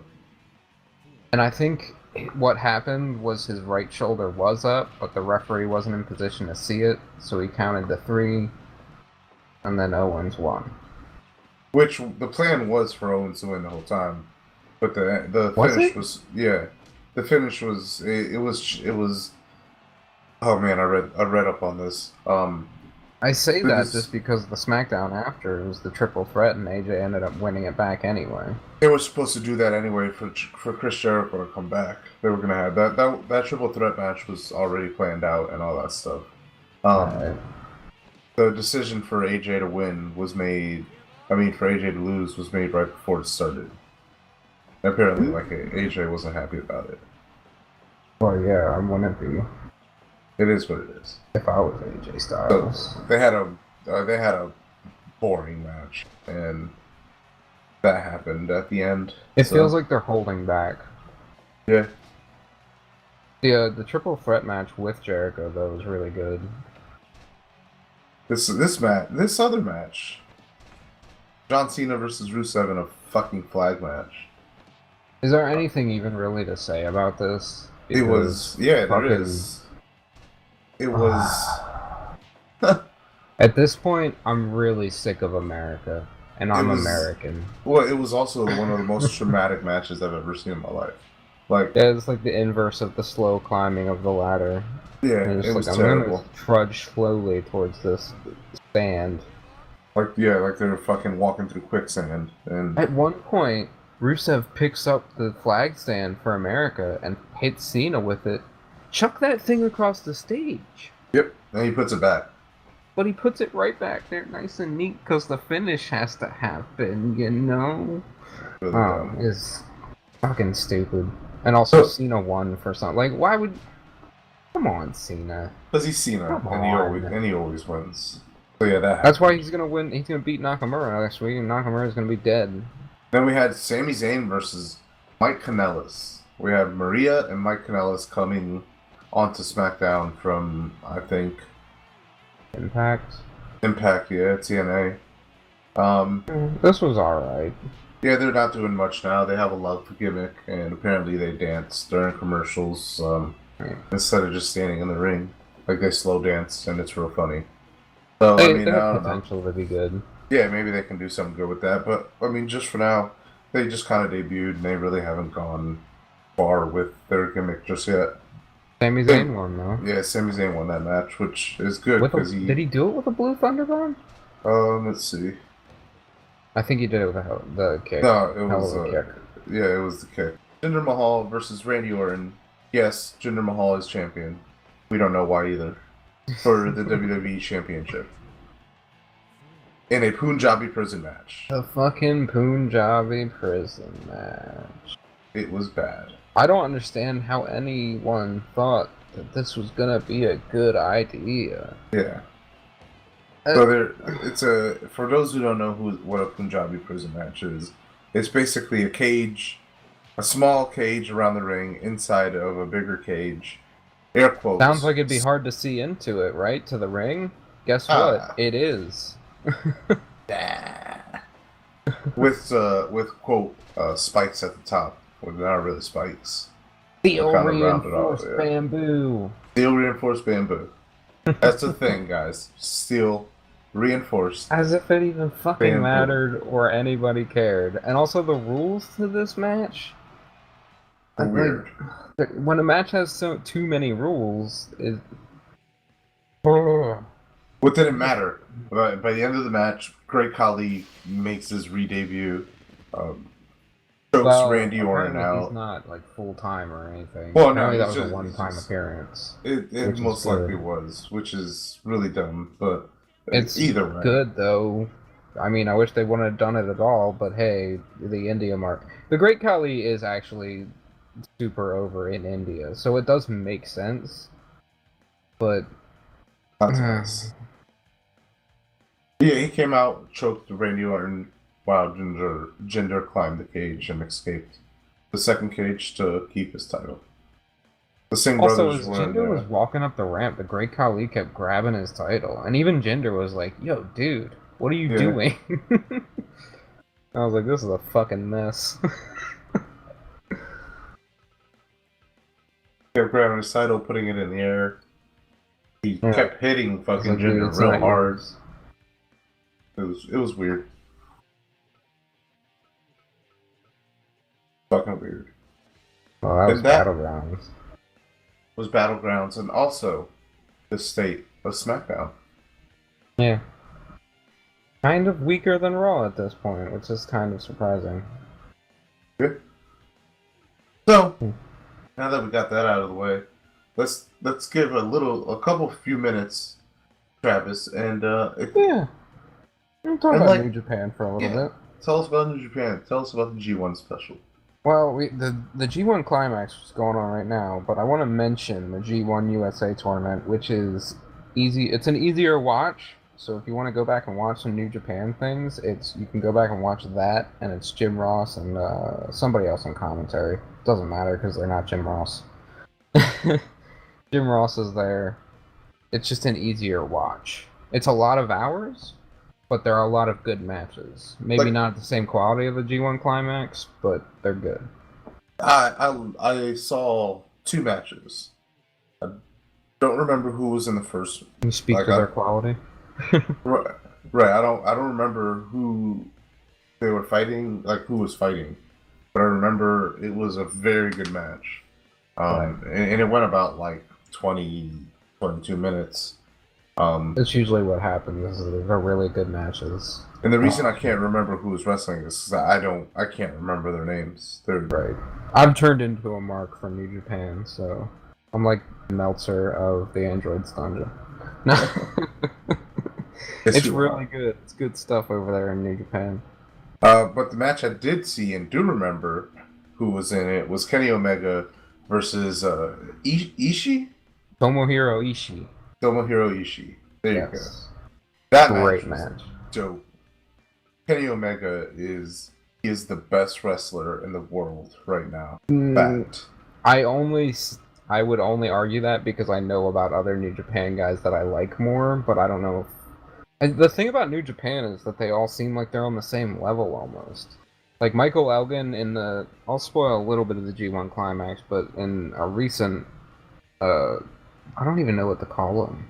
I guess show. Like the most recent show I think was Michael Elgin versus Kenny Omega, which was a great match. If you can seek that out somewhere, get that.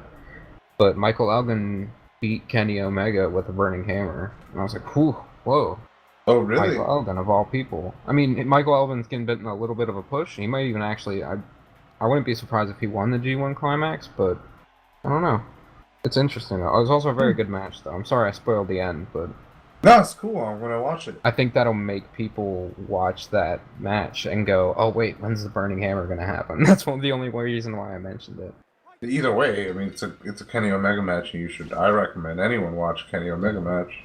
Specifically, Anyone more match. G1 Climax matches, Kenny Omega versus Minoru Suzuki was fantastic. Like, great in-ring storytelling, like usual. Like, Suzuki, all the Suzuki matches have been super entertaining because that guy is so fucking intense. Hey, And man, he's a pick a dickhead, body too. part and you work on it. That's what you do. Yeah. Apparently he, like, fucking submitted Ken Shamrock back in the 90s. And Ken Shamrock's a pretty bad dude. Was a pretty bad dude. So, all the Suzuki matches, you can pretty much... You're good if you want. Suzuki versus Juice Robinson specifically, and him and Kenny Omega. Those two, I would say, go and watch. Juice motherfucking Robinson. Juice Robinson has had some great matches, and the long-term storyline with him right now is that his knee is injured, and he's working through the tournament over a knee injury. So that's a thing going on. Naito Ibushi from the first night. If you can seek that out, that was really good. Ibushi does that crazy fucking springboard German suplex or whatever. It's fucking scary as hell. Oh yeah, yeah. The one where he does it to the outside, right? Yeah. Crazy. Or he throws him into the inside. Yeah, it's ridiculous. That one's crazy.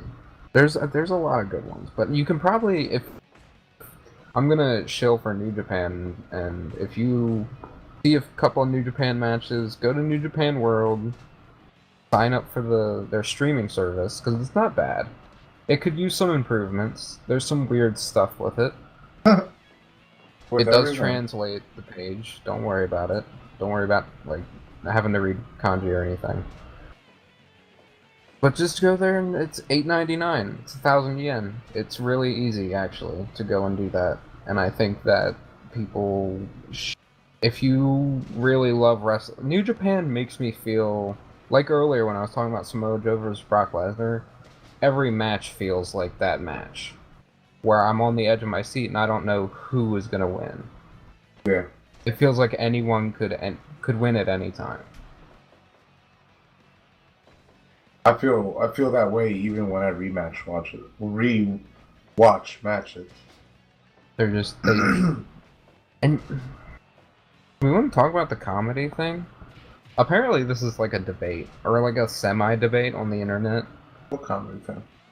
The Toru Yano stuff. Did you ever end up watching that Yano Omega? And I think he fought Okada too. That was a really funny match. No. But people are like getting minorly upset that there's comedy wrestling in the G1 Climax. Why? I don't know, because I thought it was hilarious. I'm laughing. I'm having a good time. I'm being entertained. That is what this isn't a sporting event. Like, they might treat it like a sporting event, but you also have to remember that it's wrestling, and we're watching it, and the people there watching it are watching it to be entertained. Not, like, if they wanted to see an MMA show, they'd go see an MMA show. That's my take on it, at least. But yeah, I mean, comedy matches, I'm all for. I don't really mind it. The two that I would point out of those would be Toru Yano and Kenny Omega, and Yano and Okada. Okada. The one with Okada it's better because it's less silly, maybe, but it's still really good. Like, genuine gut-wrenching laugh from that one. But other than that, you can probably jump into the G1. It's still going on right now as of this getting put up. But go jump into it. They tell, like, during the tag matches that they have, they tell little stories with the single competitors that are going to be competing. So, that's cool. Yeah, they give you a reason to want to see that particular matchup. I can get down with that. It's booked in a really smart way. I would suggest jumping on that.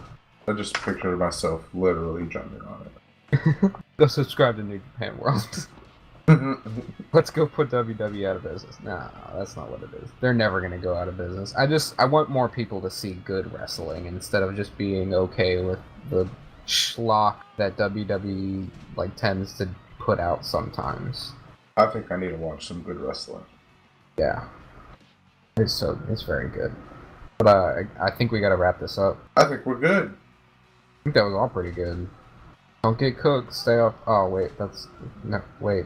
Don't get cooked. Wait. Stay off the hook. Wrong segment. I want to play some Splatoon. We always want to play some Splatoon. Ever since it came out. Well, thank you for listening, guys. And until next time. Until next time. Everything is evil. Wrestling.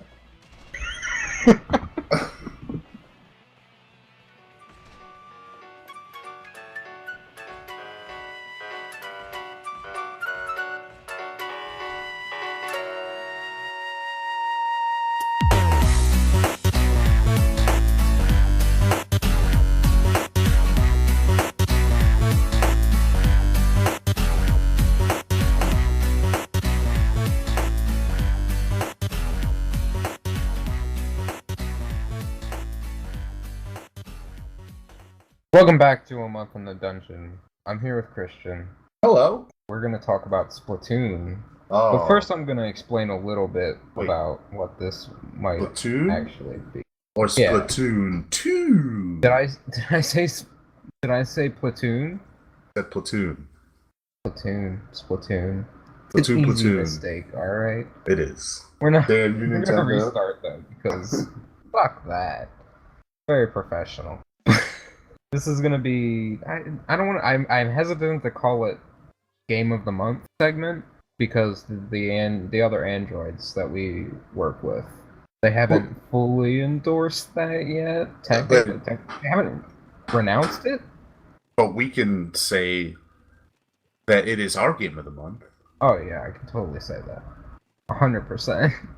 I don't even know what else came out this month, I'm being completely honest. Nothing else matters. Except for this. But there's a reason that Splatoon is so good, and that we want to talk about it so bad. But I think Splatoon is great, and I haven't even touched like half the game. Yeah, so I guess I should start with explaining kind of how the single player works, which is actually tell me about that. It's really cool. I'm gonna leave out a lot of story stuff because although Splatoon 2 doesn't have a huge story, it does have one, and I think it's adorable and pretty funny. The writing is top notch. It is. So I believe you. Yeah. So it puts you right from that hub world. There's like a little sewer grate type thing where you sink into, and then it puts you into the other one of the new worlds. And from there, you gotta it's like a little platforming puzzle stage where you have to find these invisible platforms. They're not really invisible. I mean, if you look hard enough, you can see the shape of it, but it's like it's made to cover it with ink to you uncover it. Correct. Yeah, you gotta shoot it with the ink, and it uncovers, and you go into it, and then from there from that you go into a whole. I guess I call it a whole level of insane platforming and puzzle solving. There's tickets hidden all over the place that you could find by shooting balloons in specific order that they come up and stuff. That stuff. What those little purple things are? What little purple? I guess they're not purple. But can you use those in multiplayer? They're the little. Are they purple? I thought they were kind of goldish. Maybe they are. Maybe I'm dumb. they're little tickets, and then if you notice in the hub world, towards the beginning where you load in, if you turn around, there's a calamari selling stuff out of a truck. Oh yeah, I never figured out what the hell he did because I never ended up talking to him for some reason. That's where you get the tickets, you go to him, and then you can put there's an experience boost where one of them is 50% experience for 20 games. For a day, I think they worked in ranked and in multiplayer. Maybe just in multiplayer. I only played multiplayer. I haven't played ranked. You're gonna walk us through ranked in a few minutes here. But I played a whole lot of multiplayer. That they work in there. So there's a 50% experience boost. There's a 100% experience boost. Ooh. There's a 50% cash increase and a 100% cash increase. And you do your little puzzles. Like these are like little side puzzles that aren't crucial to completing the stage, but they're very worth doing.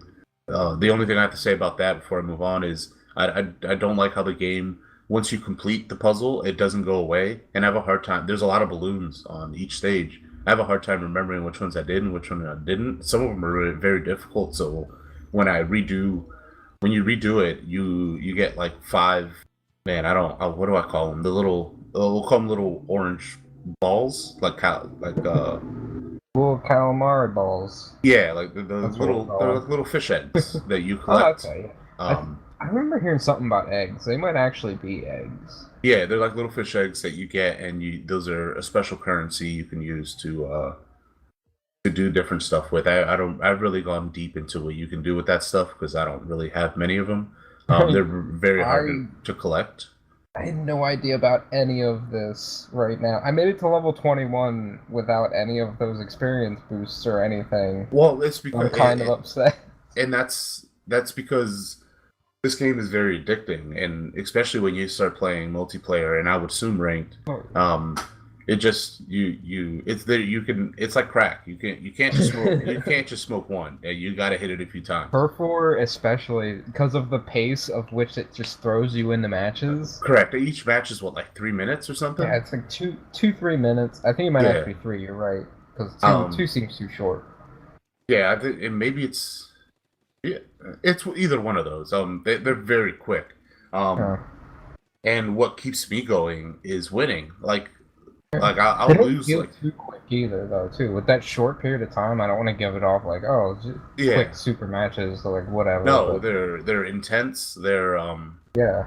I mean, I can only imagine how ranked they're gonna be. Like I said, I've only played Ranked is multiplayer, strange, and and they it works get differently a little bit. But yeah. we'll get to that. I would assume. But yeah, it's those ticket boosts are very worth the story mode is very worth it.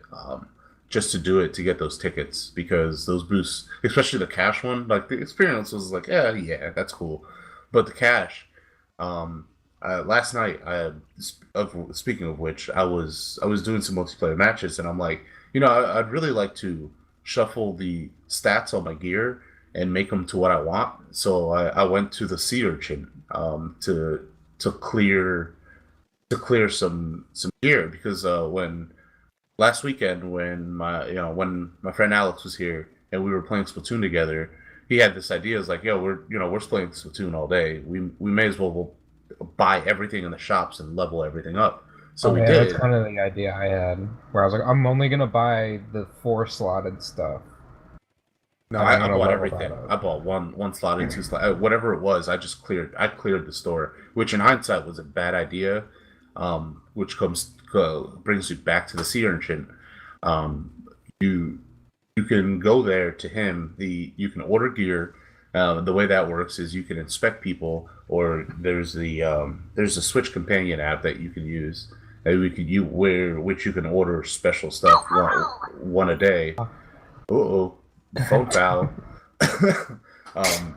Where you can order one a day and he'll give it to you. He'll sell it to you for a premium price. When I say premium, the one I ordered yesterday was 15,000 gold, 15,000 coin. I had no idea that. It's not, but it's easy to get. But I had right before I had noticed those were 15,000 coin. I had 15,000. 15,000, yeah. Oh, I consider that a lot. I thought you said 1,500. I did say 1,500. I meant 15,000. But 15,000 is a bit like a lot.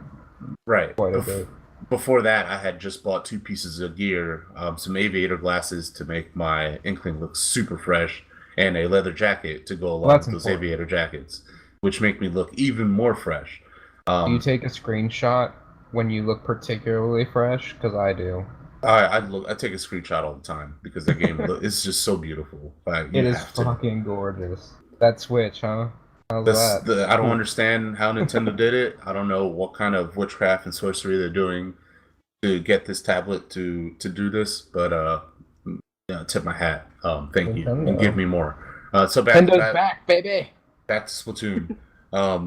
The 2 pieces of gear I had bought before, the jacket was 12,000, and then the aviator glasses were also 12,000. So I had just grinded 24,000 coin. I wasn't gonna grind another 15. I wanted to go to bed. So I never got the shoes. I'd be like, all right, I can't actually stay awake to play this. I'm going to take this to work, and I'm going to try to get some more gold so I can get those sneakers before they leave my sea urchin, because they're only in there from midnight to midnight. So at midnight, I just got a whole bunch of more goals for this because I was at first my goals were just, I'm gonna get to level 5. Okay, I'm gonna get to level 10 and see what weapons I can get. I'm gonna get to level 15 and see what weapons I can get. Now I'm level 14, and I all I want to do is unlock more weapons. I think I've unlocked pretty much all the weapons you can get. I'll get back to the story mode in a second. But there's different combinations as you get, like different specials, different grenades and stuff, and that's really cool. Some of those later on are actually super cool and different though too, which is great. They really help. I want to. The Rapid Blaster specifically, if you're listening to this and you play Splatoon, I don't think anybody else I've seen one other person use the Rapid Blaster. It's the best weapon in the game. I don't know. I'm gonna have to argue with you there, because I use the Aerospray MG, and I think that gun is the best gun in the game. It's really good. But we're not here to argue which is the best gun in the game. Obviously, I'm right, so we can just not argue. The rapid blaster can outrange it, though. I guess we're gonna have to take each other on a few times, and we're gonna have to prove to each other whose I don't know if weapon's there's better. a 1v1. 1v1 me in Splatoon, brah. I don't know if we can do that. No, but we can definitely get on different teams and lead our team to victory. Oh, yeah.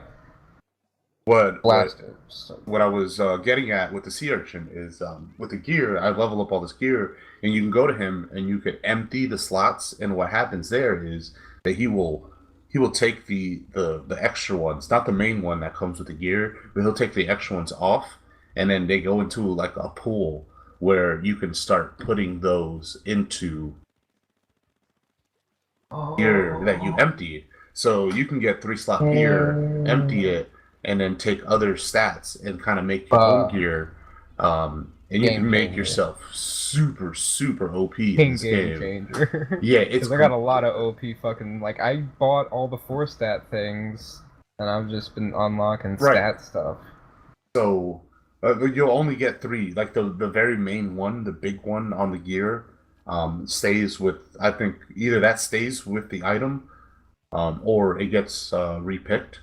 But the other 3, the ones that you randomly unlock as you level them up, those are the ones that get cleared, and then they become available for you to put into gear. I believe that's how it works. Now, the reason why I don't know fully how it works is because, and it goes back to, you know, in hindsight, I shouldn't have bought all that gear, because each one to clear is 20,000 gold. Now, that's a lot. Ooh.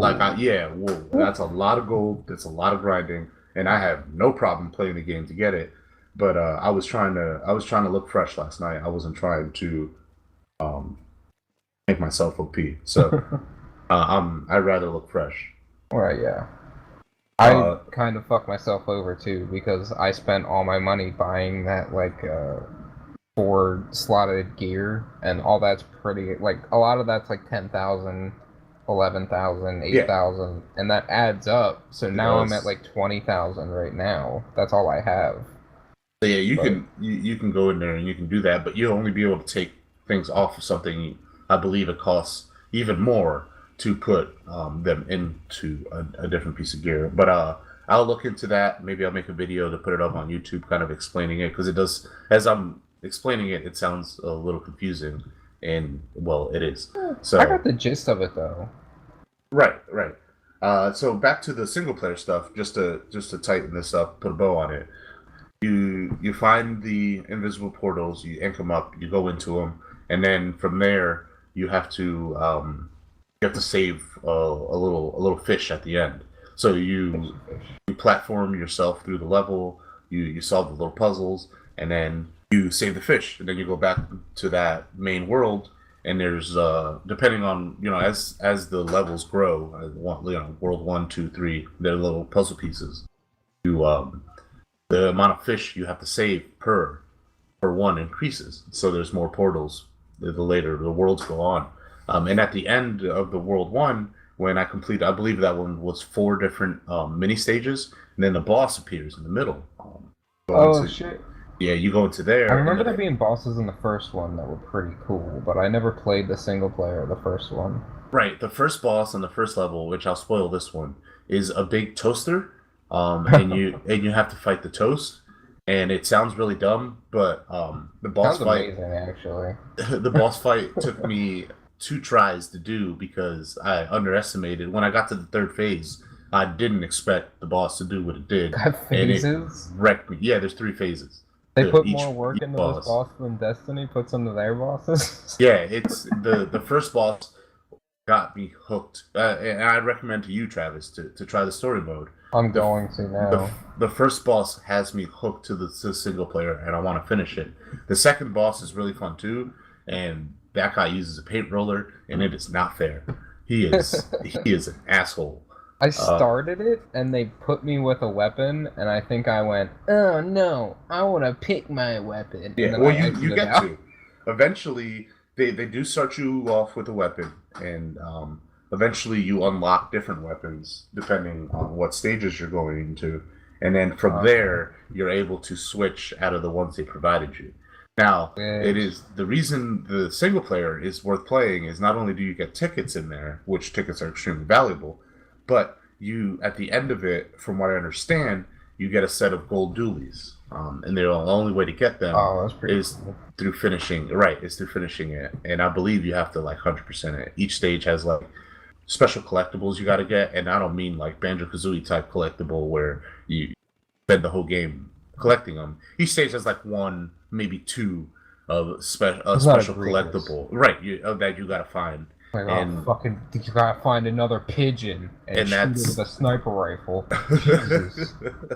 and that's where the puzzling comes into play, and it surprised me. I'm really mad at myself for not playing Splatoon 1.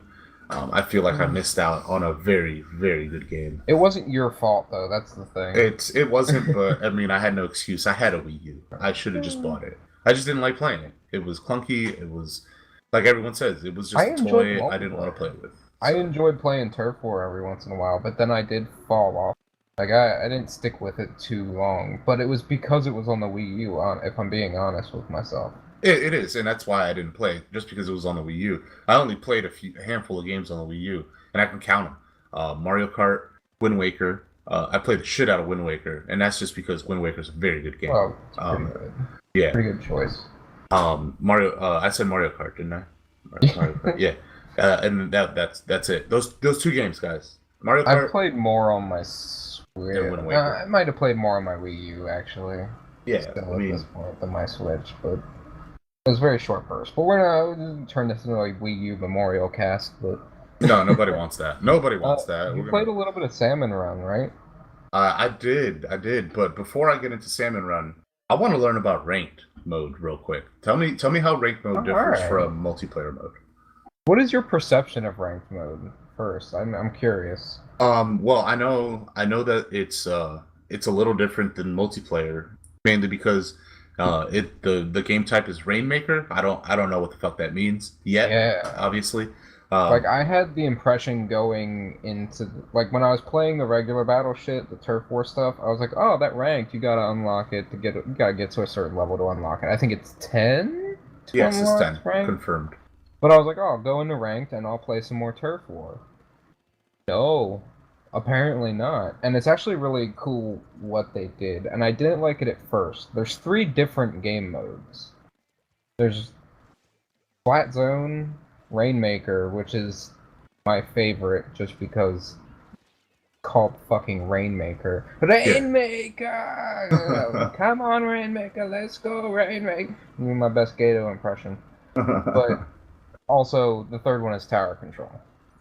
I hated each one of these game modes when I first played them, but they quickly grew on me. And the way they work is that they shift out that game mode every 2 hours. So for 2 hours, it'll be Splat Zone. Next 2 hours, it'll be Rainmaker. The next 2 hours, it might be Splat Zone again. But then it might be Tower Control. I think it's random. They might have a weird algorithm or something. All right, But each one of those game types also... I'm sorry, did you have a question? well, do the maps also change every Yeah. every 8 hours? Right, they change Okay. with the same way the regular battle maps change. Okay, cool. And each one of those game types has its own letter grade. So you go from C, B, I'm assuming A, and then probably like an S or some shit. Yeah, I would assume they would go with S. That's very Nintendo. Right. So the way it works is that you jump into the ranked mode and you play with other C's. So you'll go from C minus to C to C plus, and all those are grouped together.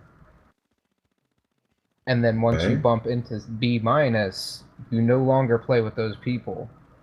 So it does this really great thing. It's something that I've been frustrated with multiplayer games. Like, I'll mention Overwatch specifically. Their ranked mode is a little bit fucked.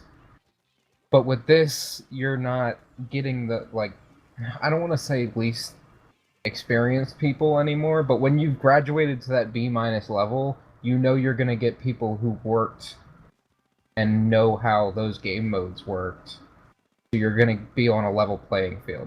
Your teammates and your opponents. Right. Okay. So you're not just gonna steamroll people anymore. Because sometimes if you're good at Splatoon, you're gonna steamroll right through the C's. And then, like I did, I got to B minus, and I tried to fuck around like I was in C's, just like this is fun. I'm having fun. I was a detriment to my team because I wasn't taking it seriously anymore. Okay. Answer a question for me. How does Rainmaker differ from Turf War? That's a very good question. I should actually explain what happens in the game modes. I'll start with Rainmaker because it might be my favorite one. It's probably the most creative one, where think of a game mode that I can compare it to, but there's not really one. Which is good. I like that. Yeah, that's what makes it cool. There's a ball, let's say. Like an item. I don't know, it's called the Rainmaker, and you can carry it around, and it fires like a blast. But the object is to get to that. It's in the center of the map. Your team has to get to that, take it to the other team's base, and plant it. So it's kind of like one flag, capture the flag. Okay. Except the flag can shoot giant balls of ink. I like that. So it was confusing at first, but I ended up really liking it. It became my favorite one, not just because Okada. So it's to be clear, it is not territory based, kind of like regular multiplayer Turf War is, right? No, and like PSA, you have a PSA that you wanted to do. I have my own little PSA that I want to do. I've joined Rainmaker games and ranked games of the other game types, and I have seen people starting just painting the base. I know, good. That's great that you do that. Fantastic that you do that, actually, in Turf War. But you have to realize what game type you're playing. Because I have seen I've lost games because people spent half the game painting. Okay, so it sounds like in Rainmaker, and these are pro tips from Christian and Travis of the Infinite Dungeon for Splatoon 2. So it sounds like what you want to do is make yourself an ink path to the center so that you could swim, because you swim faster than you run. Right. And then you want to grab make the your own Rainmaker path and your team's path as well. Yeah, you got to clear your team. Well, you got to clear your opponent's path so that they can't get to you faster. It's that too. Right. Sounds extremely exciting, and I'm kicking myself in the ass right now. If I could. Very intense. For not trying rank mode. I think that would have been a whole lot of fun. But go ahead. Flat Zone and Tower Control are both not equally, but easier to explain rather. Well, why don't you go into the Tower Control, because we're gonna cover Splat Zone with multiplayer. All right. Well, are we? I'll do Tower Control, because Tower Control is basically what it is, right? Right. Tower Control. It's kind of self-explanatory, but the way it works is that there's a tower in the middle. The common theme with these ranked mode game types. There's a tower in the middle. There's a track that tower moves on, and it leads back to your base or the enemy's base. So you're fighting over that tower, and you have to sit on the tower and ride it back to your base. Or, no, it's to the enemy base. You have to get the tower into their territory, and however far you get it, and however far they get it, then that determines who wins. Oh, okay. So you're basically just fighting over this tower back and forth. Constantly painting it. Yeah. Dude. Okay, yeah. Ink flying all over the goddamn place. That actually sounds like it'd be my favorite. It's pretty good. I didn't like that one at first, but it grew on me. And then the last mode, which I think Travis and I will both touch on, is Splat Zone. And this one is my favorite, but I mean it's the only one I've played, so it's the only one I can say is my favorite. Played some of it? Splat Zone, isn't that what oh no, that's Turf War. It's not what Turf War is, surprisingly. Oh, okay. What's Splat Zone? And I can understand your confusion. That's why when you said we'll get into it later, and I was like, oh, will we? Okay. No, sorry. My mistake. Oh no. Well, you sounded exactly like Cole Phelps from L.A. Noir right there. Look, Oh, my bad, my mistake. my mistake. It is my mistake. It's I'm getting ahead of myself. I love Splatoon 2. I'm very excited about this game. I didn't think I'd be this excited. I've been seeing a lot of LA Noir. Let's not talk about it. But Splatoon, Splatoon is actually King of the Hill, basically. Oh, shit. So guess what? Shocker, there's a zone in the center of the map.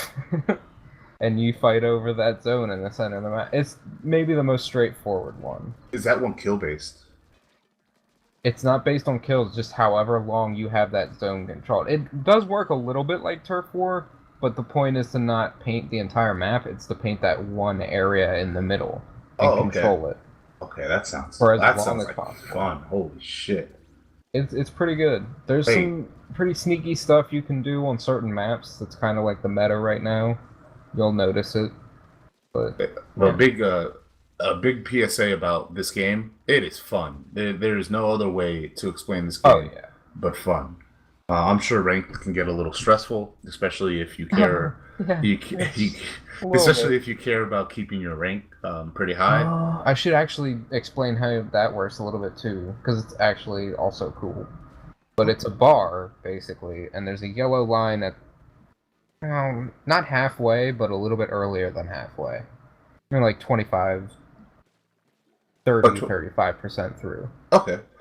Once you get your rank bar, like the big orange bar that grows, once you get it past that yellow bar, you can't lose your rank if you lose a couple matches in a row.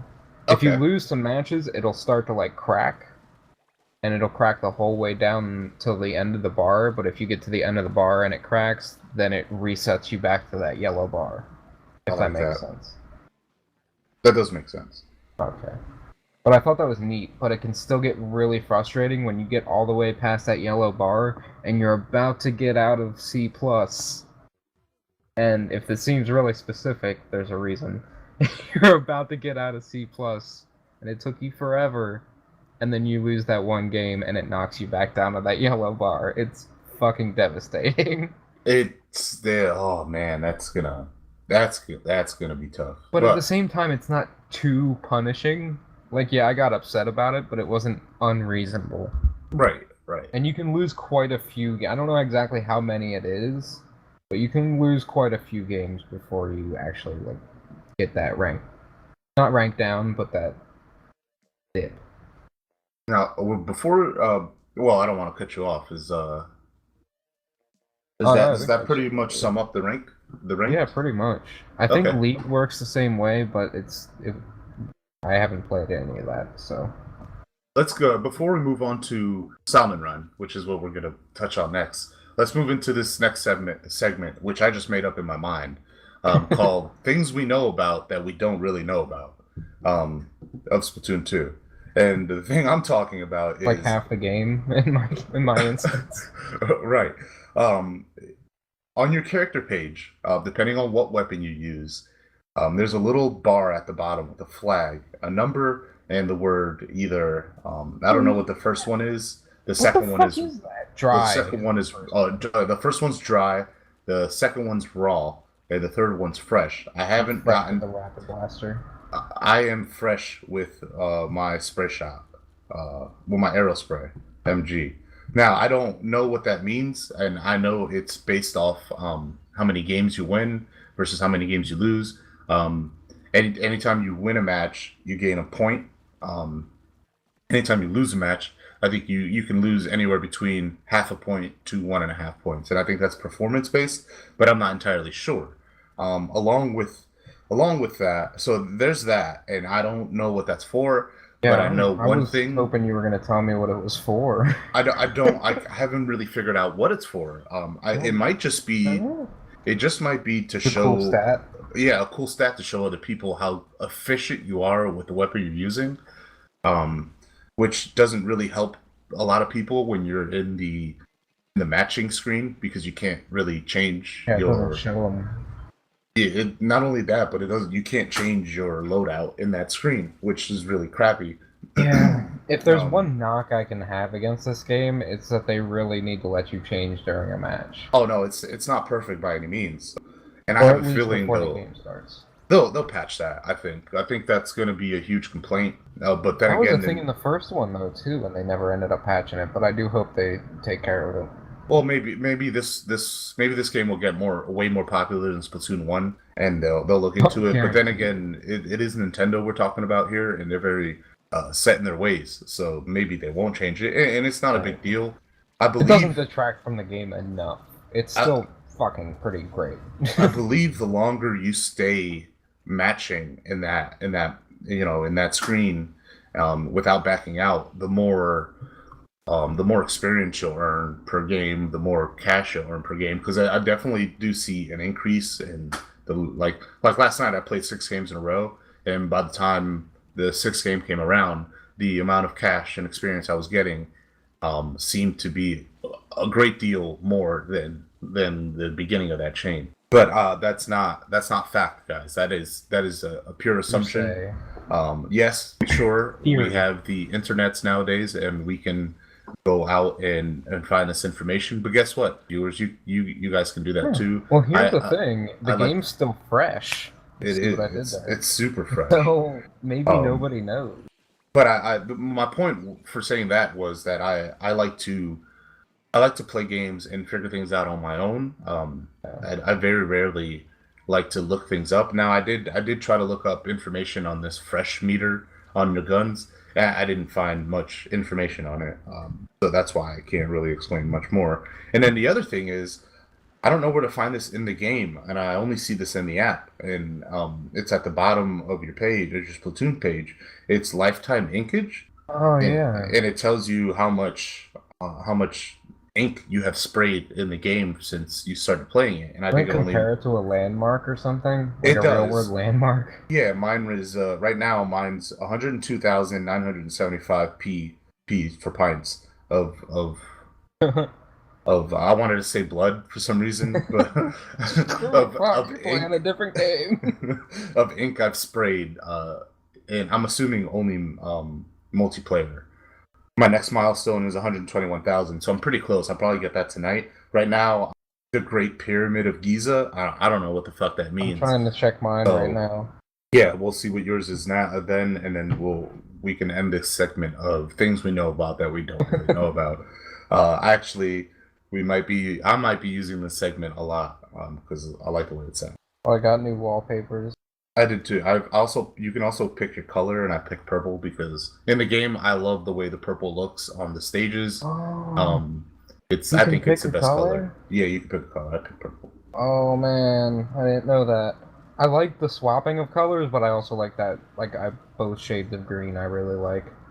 Oh, okay, yeah. I like the teal too. The teal is nice. The pastel. I don't know. The colors in this game are amazing. And it's like half the game, so they better get them right. While Travis finds out his lifetime inkage, a quick shout out to the amazing artists in that game that draw on the little notes, and whether AFK in the hub world, you go up to them and you can see. Oh yeah, some people really put some fucking time in. Some people do some shit. Mine is just a shameless shill for the android's dungeon. As it should be. Yeah, mine will also be a shameless shill. So don't worry. I'll eventually get to that. I haven't done that yet. I've just been too enamored in playing every bit of this game. Apparently, I am the Squid Research HQ times 10. Ooh. I have 121,000 P. You're at exactly 121,000 P? Oh no, 22,000. Yeah. So you're probably a level ahead. I'm confused now. But it's just a Squid Research HQ times 10. I don't know what landmark that is, but in the app it says, if you click into that, it says compare your lifetime turf inkage to the size of famous landmarks. Ink enough, and you might be rewarded. I think it's just a Nintendo building.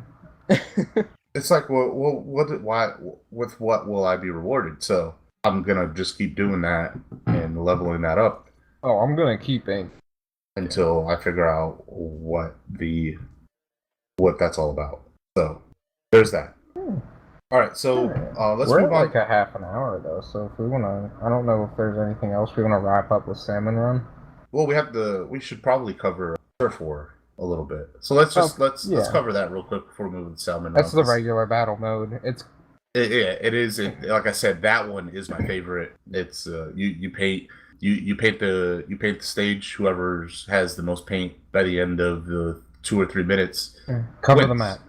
Now, here's my big PSA for people playing Splatoon 2 or thinking about playing Splatoon 2. When you play Turf War, it doesn't matter how many people you kill. It doesn't matter. No. Paint the stage. I can't tell you how many times I've lost this game because people aren't painting the stage. Last night, this is true facts. Last night, I was in a game with one AFK player. Me and this other guy won the game because we painted the stage while everyone else was trying to kill each other. And if you just focus and yeah. sneak around people, because you can also catch the other team doing that shit too, where they're just not paying attention to their base, and I'm just like, okay, well, I'm gonna sneak over there and just... That's exactly what we did. We snuck over to their side, we covered their entire side, and then we went the last minute of the game, we defended our side while constantly repainting over their paint. And they eventually, you know, it's human nature. People get angry, people want revenge, and they come straight after you, and that's where things get messy. Don't go for revenge. I will wreck you. Also, make people chase you. Absolutely. Make people chase you and draw them to your teammates. So have them kill them. Kills don't matter. Because a lot of times I've run around the corner and ran away from somebody, and then turned and waited for them, and then I just shot them. Yep. And people fall for it all the time, and I don't necessarily know why. I guess it's because they're not thinking of it like as a... Right. That's kind of like a basic shootery tactic to do, is to just run away and then find a better vantage point and then shoot them when they come around. Oh, because I guess people just don't think though. Yeah, you gotta the Turf War is all about who has the most ground covered. If you win the match, you get an extra 100,000 XP, extra 1,000 XP, not 100,000. Now I'm fucking up my numbers all over the place. I won an extra 100,000. You get 1,000 extra XP.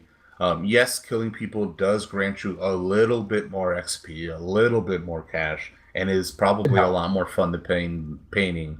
But I don't think it's more fun than painting. I actually like painting a whole lot. That's why I like Turf War. But it's crucial. Stop it. I've lost way too many matches because people just want to go kill other people. There's other games for that. I want to murder. Go play your Call of Duties and kill other people. Don't do that here. It's really dumb. But that pretty much wraps that up. Like I said, I think it's the one I've had the most fun in.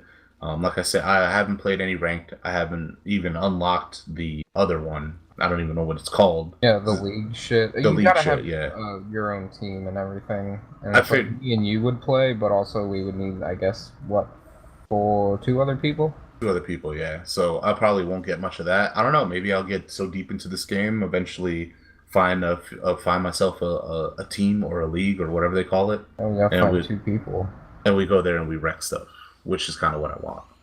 The Salmon Run, to kind of wrap this up for us. Salmon Run's really fun. It's basically a horde mode. There's 3 rounds. Magic words for me. Yeah, Love horde mode. I can't believe when you told me you hadn't tried it, I was baffled because nobody said horde mode to me. Yeah, it's what it is. It's horde mode. It is online. You can't play it offline because you get matched with 3 other randos. And this one, speaking of which, if you want to kill stuff, wait for Salmon Run to open. Now, let's touch on that before I move on. I don't like how Salmon Run is only available a few hours a day. I believe it's only available 8 hours a day, except on the weekend. I think it starts at 8 a.m. Eastern. We're talking Eastern time here. It starts at 8 a.m. Eastern, and it ends 8 p.m. tomorrow. I'm gonna have to look into that. Yeah, I think over the weekend it's open a little longer, but every day it's open for 8 hour. 8 hour or is it 12 hour? It's 12 hour. It's usually from 8 to 8 or from 2 to 2. You can earn, not only can you earn tickets through here, but you can earn special 4-slot gear through here. That's only available through Salmon Run. Now I've gotten I think every month it changes. I've gotten the one for this month. Now you can keep getting the same one. They'll have different, it'll give you a different random stat every time. So if you don't like it, they give you the option. If you get another, like say you get two, you can't have two of the same one in your inventory. So they give you the option to either take this and replace your other one, or we'll give you 4,000, coin for it. All right. So lately I like the one I have, and plus I don't even wear it anymore. I have this sick leather jacket, and before that I had a sick camo jacket. My old outfit was awesome. It was a Mine beret. is probably my favorite right now. Mine was a beret, camo jacket, and some camo boots. I just looked, I was a badass fucking military going in there with my MG and fucking painting the shit out of shit. I was super fresh right now. I got like a fitted cap, like a black fitted cap. Oh shit. And a black jacket, and I got some sick black kicks. I'm looking super fresh right now. That's right. Really, you gotta stay fresh, otherwise I don't know what you're doing with your life. Yeah, like that's 90% of the game. If you're not fresh, get the fuck out. Get the fuck out. All the way out. You don't even understand how out you need to be if you're not fresh. Like you need to be out. So back to Salmon Run. I really dig Salmon Run. My one qualm with it is that it's not open all the time. Please, Nintendo, if you do anything, leave Salmon Run open. Maybe they just want it to feel like they want it to feel club. Yeah, they do. That's exactly what they're getting at. It is special because you is Brock Lesnar. you do inside of there you earn eggs. You don't earn cash. You don't earn experience. Maybe that's it too. They don't want people grinding it. Right. Well, you don't want to because you can grind for points, and then you go to. Do you know in the hub world, our viewers, unless you play Splatoon 2, our viewers won't know really what I'm talking about. But there's right where the Salmon Run gate is, to the left of it is a little kiosk, and it's a real shady place. And you'll ask for a bonus. Have you asked for a bonus yet? And it tells you haven't earned one. I have not. Okay, so when you're in Salmon Run, each game you acquire points, and then for each point, it's not even. I want to say each 100, but it's not each 100. Like the first prize is at 100 points, second prize is at 300 points, and 500, and it just keeps going up and up and up. Well, Salmon Run basically it's 3 rounds. There's a certain amount of golden eggs you have to collect and put in a basket, and you get those from beating mini bosses. Each stage is random. You may get one enemy type, you might get another enemy type. It sounds easy. It is not. You get overwhelmed if you don't paint the ground. Like painting the ground is, painting the ground is very important because you move slower, and if you move slower in ink that's not your color, and then these mobs spit out green ink. You're usually a different color, and when they die, they explode, and ink goes all over the place. The lesser mobs drop the orange eggs, the same ones that you get in single player mode. Then they drop those golden ones, and you got to collect those and put them in a bin. And if you leave them on the ground too long, mobs will come up and take them away. So then you have to kill other bosses. So each stage has a certain amount that you need to pass on to the next stage, but you can over collect, and those eggs count as your points. So you want to get as many of those golden eggs in the basket as you can per round, because at the end, I think the most points I've gotten in a round was like 55 points, and then the lowest I've gotten was like 20, 23, 25. It's tough, it's fun, and after talking about it for these few minutes, now I take that back. I have to renege on what I just said. I'm kind of happy this is only out a few hours at a time, because I feel like I will only play Salmon Run. Plus, the matchmaking is 10 times faster. You don't have to wait very long when it's open. People are playing. You go in. You are always playing. You're never waiting. Yes. Because it's only available for that period of time. Like I said, you earn milestones, and then you go to this little guy, the little shady dealer guy. You ask for a bonus, and you collect your loot. You get like little.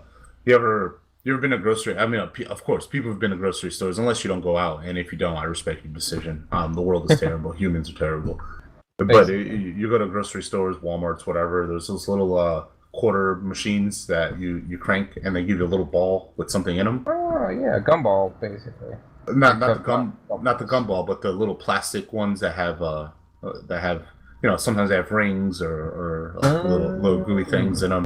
Yeah, they kind of, the prizes look like that because they don't want to show you what's inside. You kind of open. It's like a loot crate. You the whole open game it. kind of has this '90s vibe to it that I really like. It really does.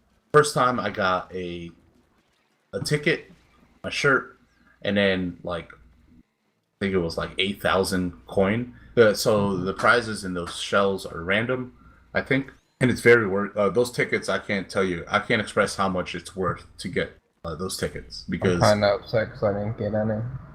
They help you very much. Yeah, just go into those first player stages and you'll see the balloons I'm talking about. The red ones give you orange eggs, and then the other colors are mini puzzles, and by the end of them you'll either get a ticket or some other funky prize. But so far I've only gotten tickets. But that pretty much wraps up Salmon Run. That is everything that we know about. Everything that you need to know about Splatoon, period. That's what we just said. Everything. So I mean, I guess there's only one thing left to say, Travis. I hope you're thinking the same thing I am, because I was thinking it the entire podcast. I knew I was going to close with this. Okay, are you but ready? I hope you finish it. Are you ready? Are you going to do it at the same time? We're going to try. Confident that we're both thinking the same thing? Yeah, I think we're both thinking the same thing. Right. On three, ready? 1, 2, 3. Don't get cooked. Stay off the hook. Absolutely. All right, guys. We'll see you we'll see you in a little bit. We'll be back. Stay tuned. Also, stay fresh. Stay fresh. Always fresh. Always Stay fresh.